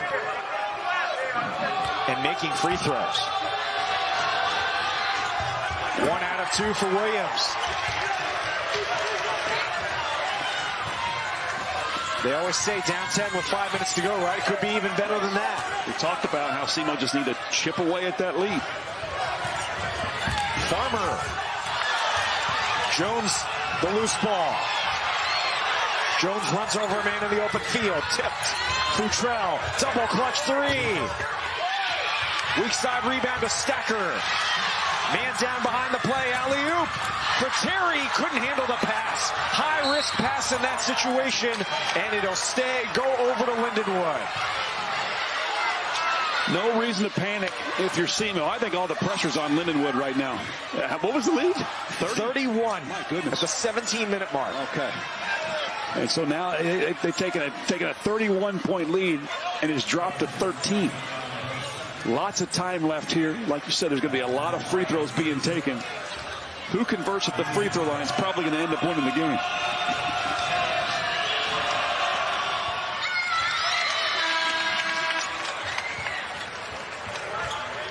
Lindenwood cheering section excited about that free throw by Futrell, who we talked about in the open. He's averaging 20 a game in OVC games, second in the league. He now has 23 tonight. Make it 24. Big game for Anias Futrell, the St. Louis native.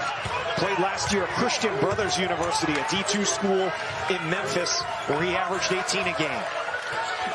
I love the one good thing coming out of the transfer portal is small college players getting opportunities. Williams just ripped it away and scores. And that may have been SEMO's last gasp right there. They got to within 13. Now it's back up to 17 with 4.5 to go. Terry the high dribble. Terry lefty layup. Followed up and in for Farmer with the foul. Don't talk too fast, Robert. I think they still got a little bit in them. Just the one you're talking about right here. Just kind of pulled it right out of his hand. That's right. Yeah, picking on the freshman is what he's doing there. The freshman will go to the line here and complete the three-point play. 8 points, a career high for freshman PJ Farmer. Stacker out and Ward back in. The three-point play cuts the lead down to 14.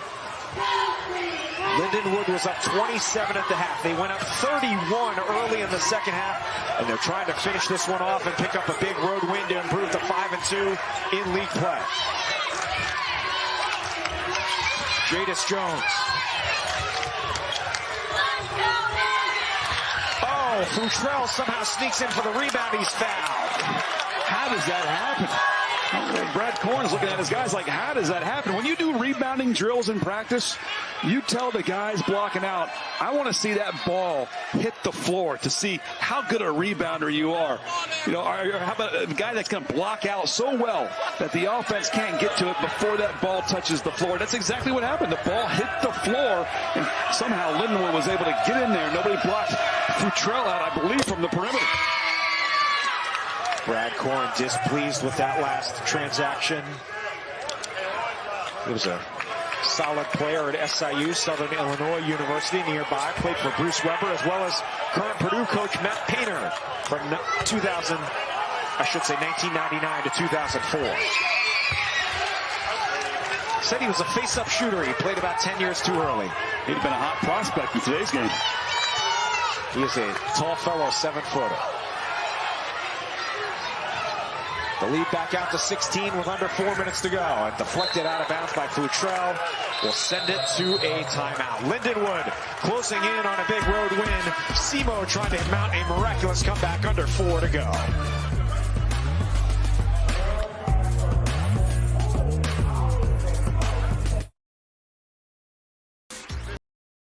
his star power from the jump.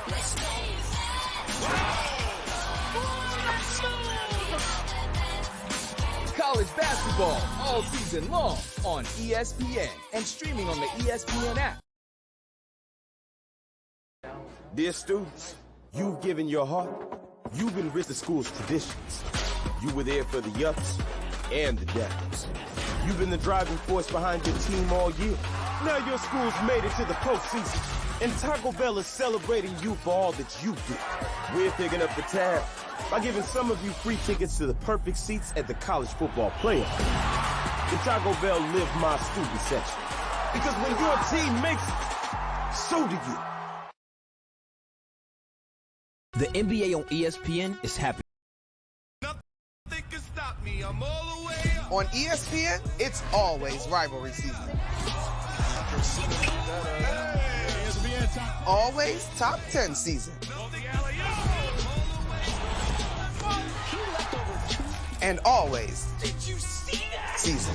With over 47,000 live events all year long, ESPN is always in season.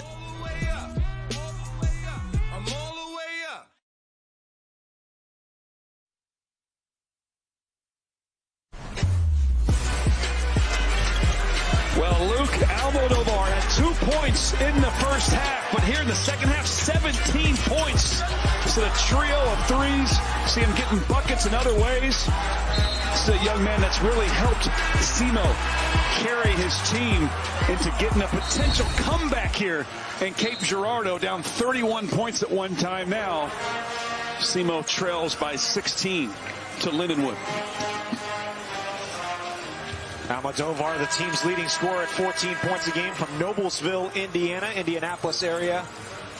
And he's had a habit of playing well in the second half this season. He does. You know, if I'm reading it correctly, 27 of 29 points against Cal Poly in the second half. Speaking of Almodovar, halfway down and out, rolled around. As that could have put him over 20 for the game. It'll stay with SEMO. Good play out of the timeout, though, by Coach Korn. It really is. I mean, you got a secret weapon in this young man. I mean, what he did against Cal Poly, 27 points in the second half. Now he's got 17 in this second half. Heat checks. That Cal Poly game was a win for SEMO in a tournament in Arizona. But it is a score with 3.5 minutes to go. Robert Lee, Richie Schuler, our entire ESPN crew with you from Cape Girardeau, Missouri. Almost a steal. It is a steal. Farmer extending his career high with another bucket. This 2-2-1 press by SEMO has been very effective in the last maybe 5-10 minutes of gameplay for SEMO. Jadis Jones attacks the rim. Hangs in the air. Missed the shot. Gets his own rebound. And he'll go to the line. I believe that shot was on the floor. But it won't matter. It'll be 2 free throws either way. So, yes, SEMO has been employing a 2-2-1 zone press after made shots. Not just free throws. Early on, it was just free throws. And lately, they've been doing it after made shots as well. And that's caused some problems for Lindenwood. They haven't attacked it as well. It's had to slow their tempo down. That's what a 2-2-1 does. It really slows the tempo down. But you see Coach Korn has his guys playing effective. Again, the TOBP. They got the tremendous on-ball pressure with that zone press. And they've forced turnovers. And it's worked. It's got them buckets on the other end. Now, are we going to see SEMO cut this to single digits potentially in the next possession?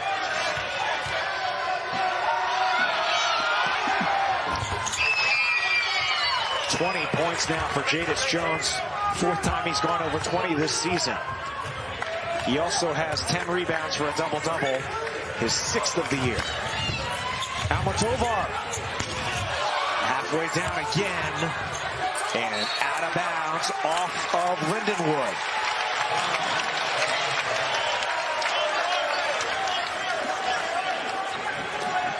They're going to keep feeding him. They're going to keep looking for him. But these shots that he's missing are right there. Imagine if those 2 dropped. This place would have exploded. Almodovar 3 out of 9 from beyond the arc, 7 out of 17 overall. Stacker drives by Nenadic and dunks it. Cut it to 11. Closest it's been since it was 18-7. About 6 minutes into the game. Back to a 2-2-1. It takes away Lindenwood's transition. Nenadic should pull it out and run some time off the clock, but he scores.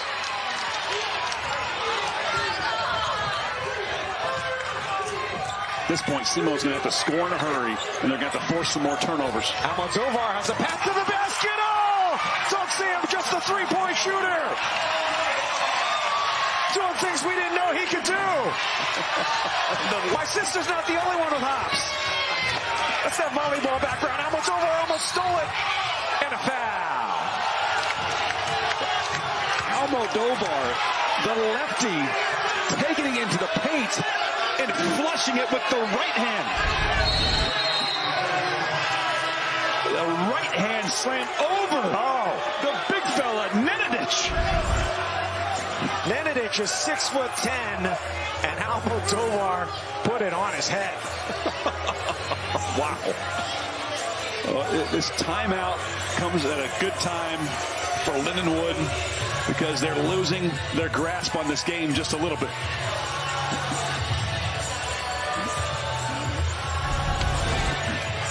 Luke Almodovar with a highlight. That is beautiful. That has to be in consideration for a SportsCenter top 10. Am I wrong? Has that not been the highlight dunk of? That's been the most terrific play of the game so far, without a doubt. I don't think Milos Nenadic wants that. He does not. But hey, 11-point lead now for Lindenwood. 2:14 to go. 4-possession game. Both teams well into the double bonus. Both teams with multiple timeouts left. Yeah.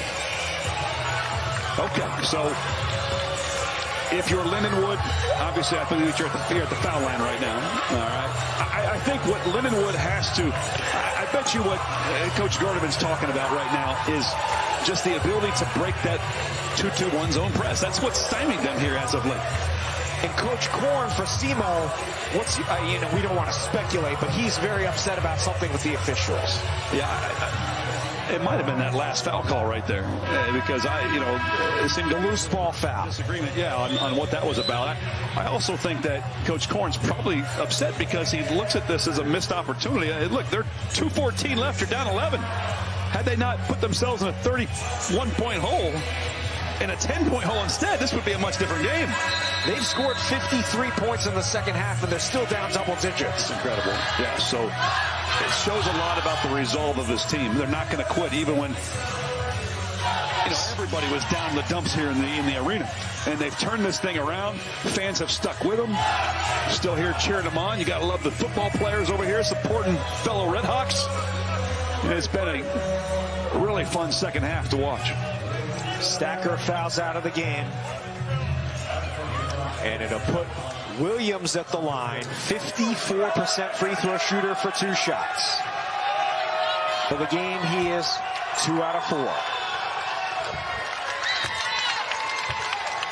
And every point so critical at this juncture. Yeah, again, I think SEMO has to score in bunches, and they got to score in a hurry, okay? Reverse the ball once or twice. You have to attack. You have to turn the corner. You got to drive downhill. You have to try to get into the paint to score, and if it's not available, you can kick it out for threes. Either get to the free throw line and score with the clock stopped, or make layups, or knock down 3-point shots. Get right back into your press. Coming up on 2 minutes to go. Almodovar running off screens. They're all over him. Wasting too much time. Ward bumped. Wide open Terry for 3. Oh, he rattles it home. How about this? We're in single digits. Last time it was single digits, 16-7. Now Lindenwood just wants to run time off the clock here with 1:40 to go. Don't want to rush a shot. 14:44 left to go the first half. The last time it was single digits. Is there enough time left for SEMO? The ball's loose. It's on the floor. Farmer's fighting for it. The arrow favors Lindenwood. And they'll keep it with 8 on the shot clock. Lindenwood with a little bit of a break there because the possession arrow goes to them, as you said. But now it's going to flip over. It's going to go to SEMO from here.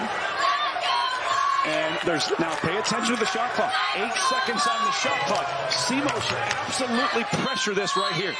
take away all 4 potential receivers of the ball, and maybe put that 5th guy out there as a safety. Lindenwood will call a timeout. They have 1 remaining now. The possession arrow will flip back over to Simo after the play starts. 9-point game, 3 possession lead. As we take a look, both teams well into the double bonus. Ton of free throws in this second half. Lindenwood hanging on to a 9-point lead. You see the timeout situation. Possession arrow for the moment favors Lindenwood, but once the play restarts, that will flip back over to Simo. The possession arrow is why they still have possession with 8 on the shot clock. So, Coach Korn, you know, he's drawing some X and O's up right there. I guarantee you right now it's all about the defensive pressure on this inbound, right? I mean, you have them at the half-court line, right? And you've got, you know, I'd say you play a guy off the ball and you double team somebody that might be open for the pass. I mean, there's different ways to go about it, but you have to pressure here. Don't bail them out with a silly foul with 8 seconds. Let's suppose they catch the ball. Let's not bail them out with a silly foul. Play out the clock, see if you can force a turnover or a bad shot, and then they've got to go. They've got to go. Because now they have a chance. I mean, I was in a game one time up by 7 with about the same amount of time, and we lost in a tipping at the buzzer. Wow. Because we didn't take good care of the basketball down the stretch, and they had the wrong guys in the game at the time. And this is something that Simo can do. This would be a miraculous comeback, probably the biggest comeback in college basketball this year, I would think. Still work to be done. As you saw the rowdy crowd student section, the football team with tarps off, enjoying the action here, hoping that their team can pull off that miraculous comeback. Down 31 with 17 minutes to go. Shot clock starts with 5 on the shot clock. Down to 3. Williams to Jones with 1. He gets it away. It's an air ball. It's a shot clock violation. And to your point, I don't think he got it off in time anyways. Slipped. Jones has not made a 3-pointer all season. I think that was a long 2. I'm surprised they didn't call that. That would actually add 2 or 3 more seconds to the clock. Well, it looks like they're going to review this and probably do exactly what you and I are talking about. And Richie, I think that's a great point, because if they deem that he did not get the shot off in time, it would add a couple of seconds to the clock.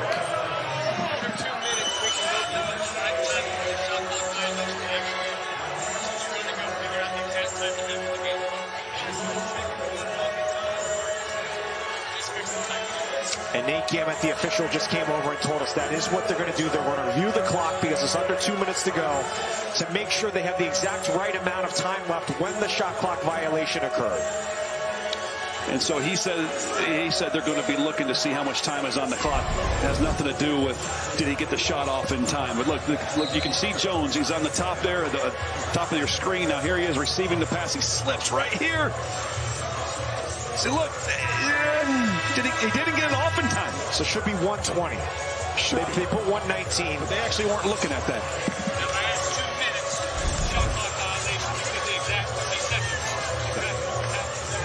Okay, thank you. So they added 1 second back to the clock.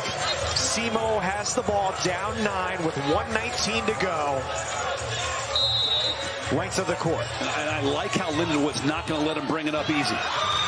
They break the pressure, though, smartly. Here's Ward to a cutting Terry. Gets his man in the air, banks it off glass. Short-armed it. Oh, and Williams has the rebound. Now Lindenwood wants to just hold the ball until they get fouled. Oh, it's stolen to Farmer. Deflected to Farmer, 7-point lead. Timeout, Simo. No, not a timeout. Farmer looks like he was injured on the play. He goes out of the game. Okay. 7-point game, both teams. 2 timeouts left for Simo still. Great job deflecting that to Farmer, who then has to hobble off the court. So now 7-point lead, need to get a turnover or a foul. They break the pressure ahead for Williams. Shouldn't shoot it here. They're going to pull it out. But they should foul him, and they do. Again, Williams is a 54% free throw shooter. It's not the worst thing to foul him and save time on the clock. Brendan Terry is not happy with the foul call, and he's trying to tell his coach, let's challenge that. it's not a challengeable play.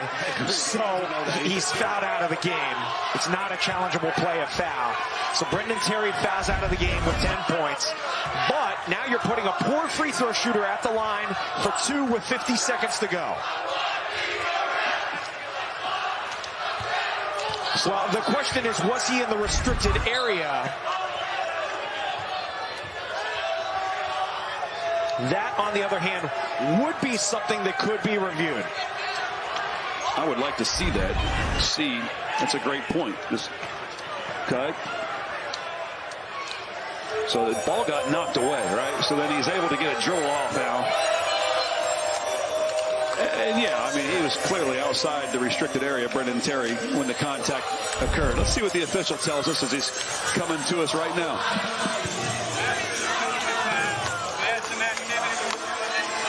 Okay, thank you. Okay, there was a common foul, right? You saw the Brendan Terry foul, the blocking call, and then he said there was some activity after that, so they're reviewing that. So I don't know if that's extracurriculars between players. Right, so I believe it is still a foul on Terry, and he did foul out of the game. Correct. But they're reviewing if there's anything beyond that. He said there was some activity after the common foul. But I like what Brad Korn's team is doing right now. They have showed a lot of guts. Coming back in the second half when the odds were stacked against you. You took it from 31 down to 7, and you have a chance in this ball game. And so as Brendan Terry fouls out, you see who Coach Korn puts in for him. Now Lindenwood just got to finish this thing strong. And you keep saying they need to use time.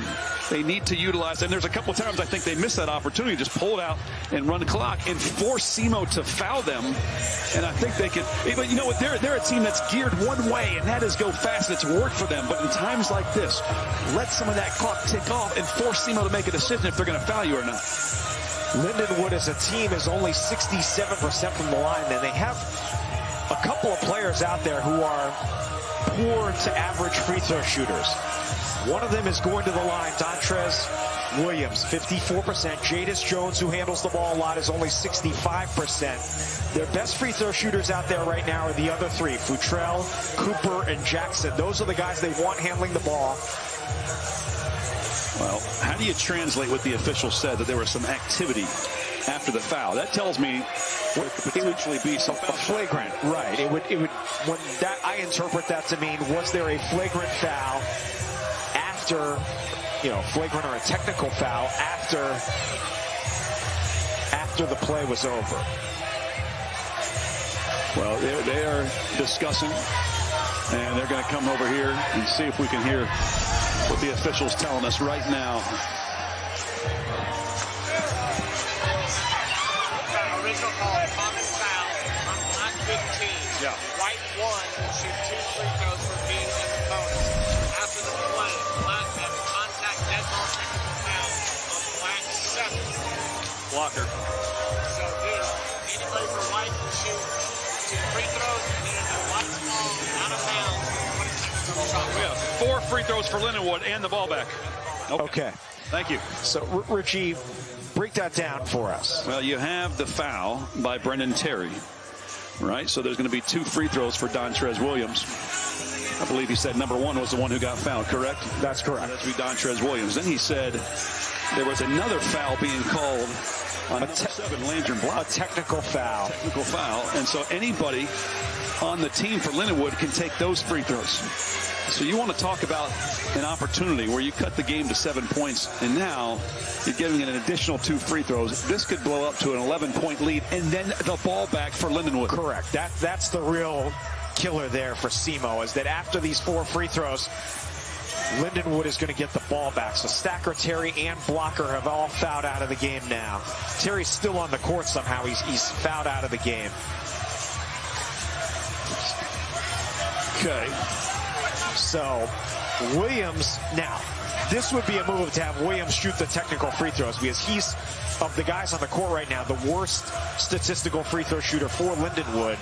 Perhaps they try to get him into a rhythm by shooting 4 in a row. This is a lengthy discussion. Terry out of the game now.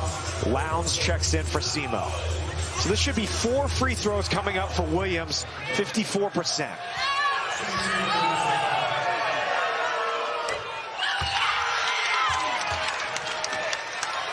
The killer is getting the ball back after those 4 free throws, because then SEMO's going to have to make the decision if they're going to foul right away or are they going to play straight up. They play straight up. It could potentially be 20 seconds left on the clock when they get it back. So SEMO is almost forced after these free throws when Lindenwood gets the ball back. If they don't force a turnover off the inbound, they're forced to probably foul. So those were the common foul free throws for Williams. And now Futrell, who's an excellent free throw shooter, will shoot the 2 technicals. 3-possession game now. Futrell has 28.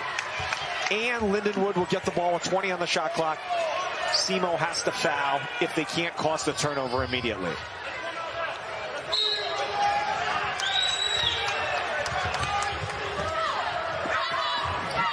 They're going to play it straight up. They're not going to foul. So it's going to leave 20 seconds on the clock if Lindenwood will stick with the ball and not shoot before the end of the shot clock.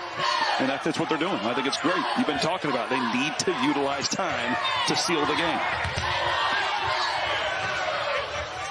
Jackson followed up and in by Cooper, as Lindenwood is going to pick up a big road win with under 30 seconds to go. 12-point lead. Could be the final possession for SEMO. Shot is blocked, and that will do it. That's going to be it. Big road win for the Lindenwood Lions, who built a 31-point lead early in the second half and hold on for an 88-76 win. They improve to 5-2 in league play. Southeast Missouri falls to 4-3. Well, Lindenwood will stay tied for second place, and then Saturday they play the first place team at UT Martin.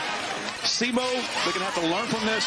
They're going to have to just forget about it, because they have a rematch of last year's conference championship team, SIUE, coming in here on Saturday.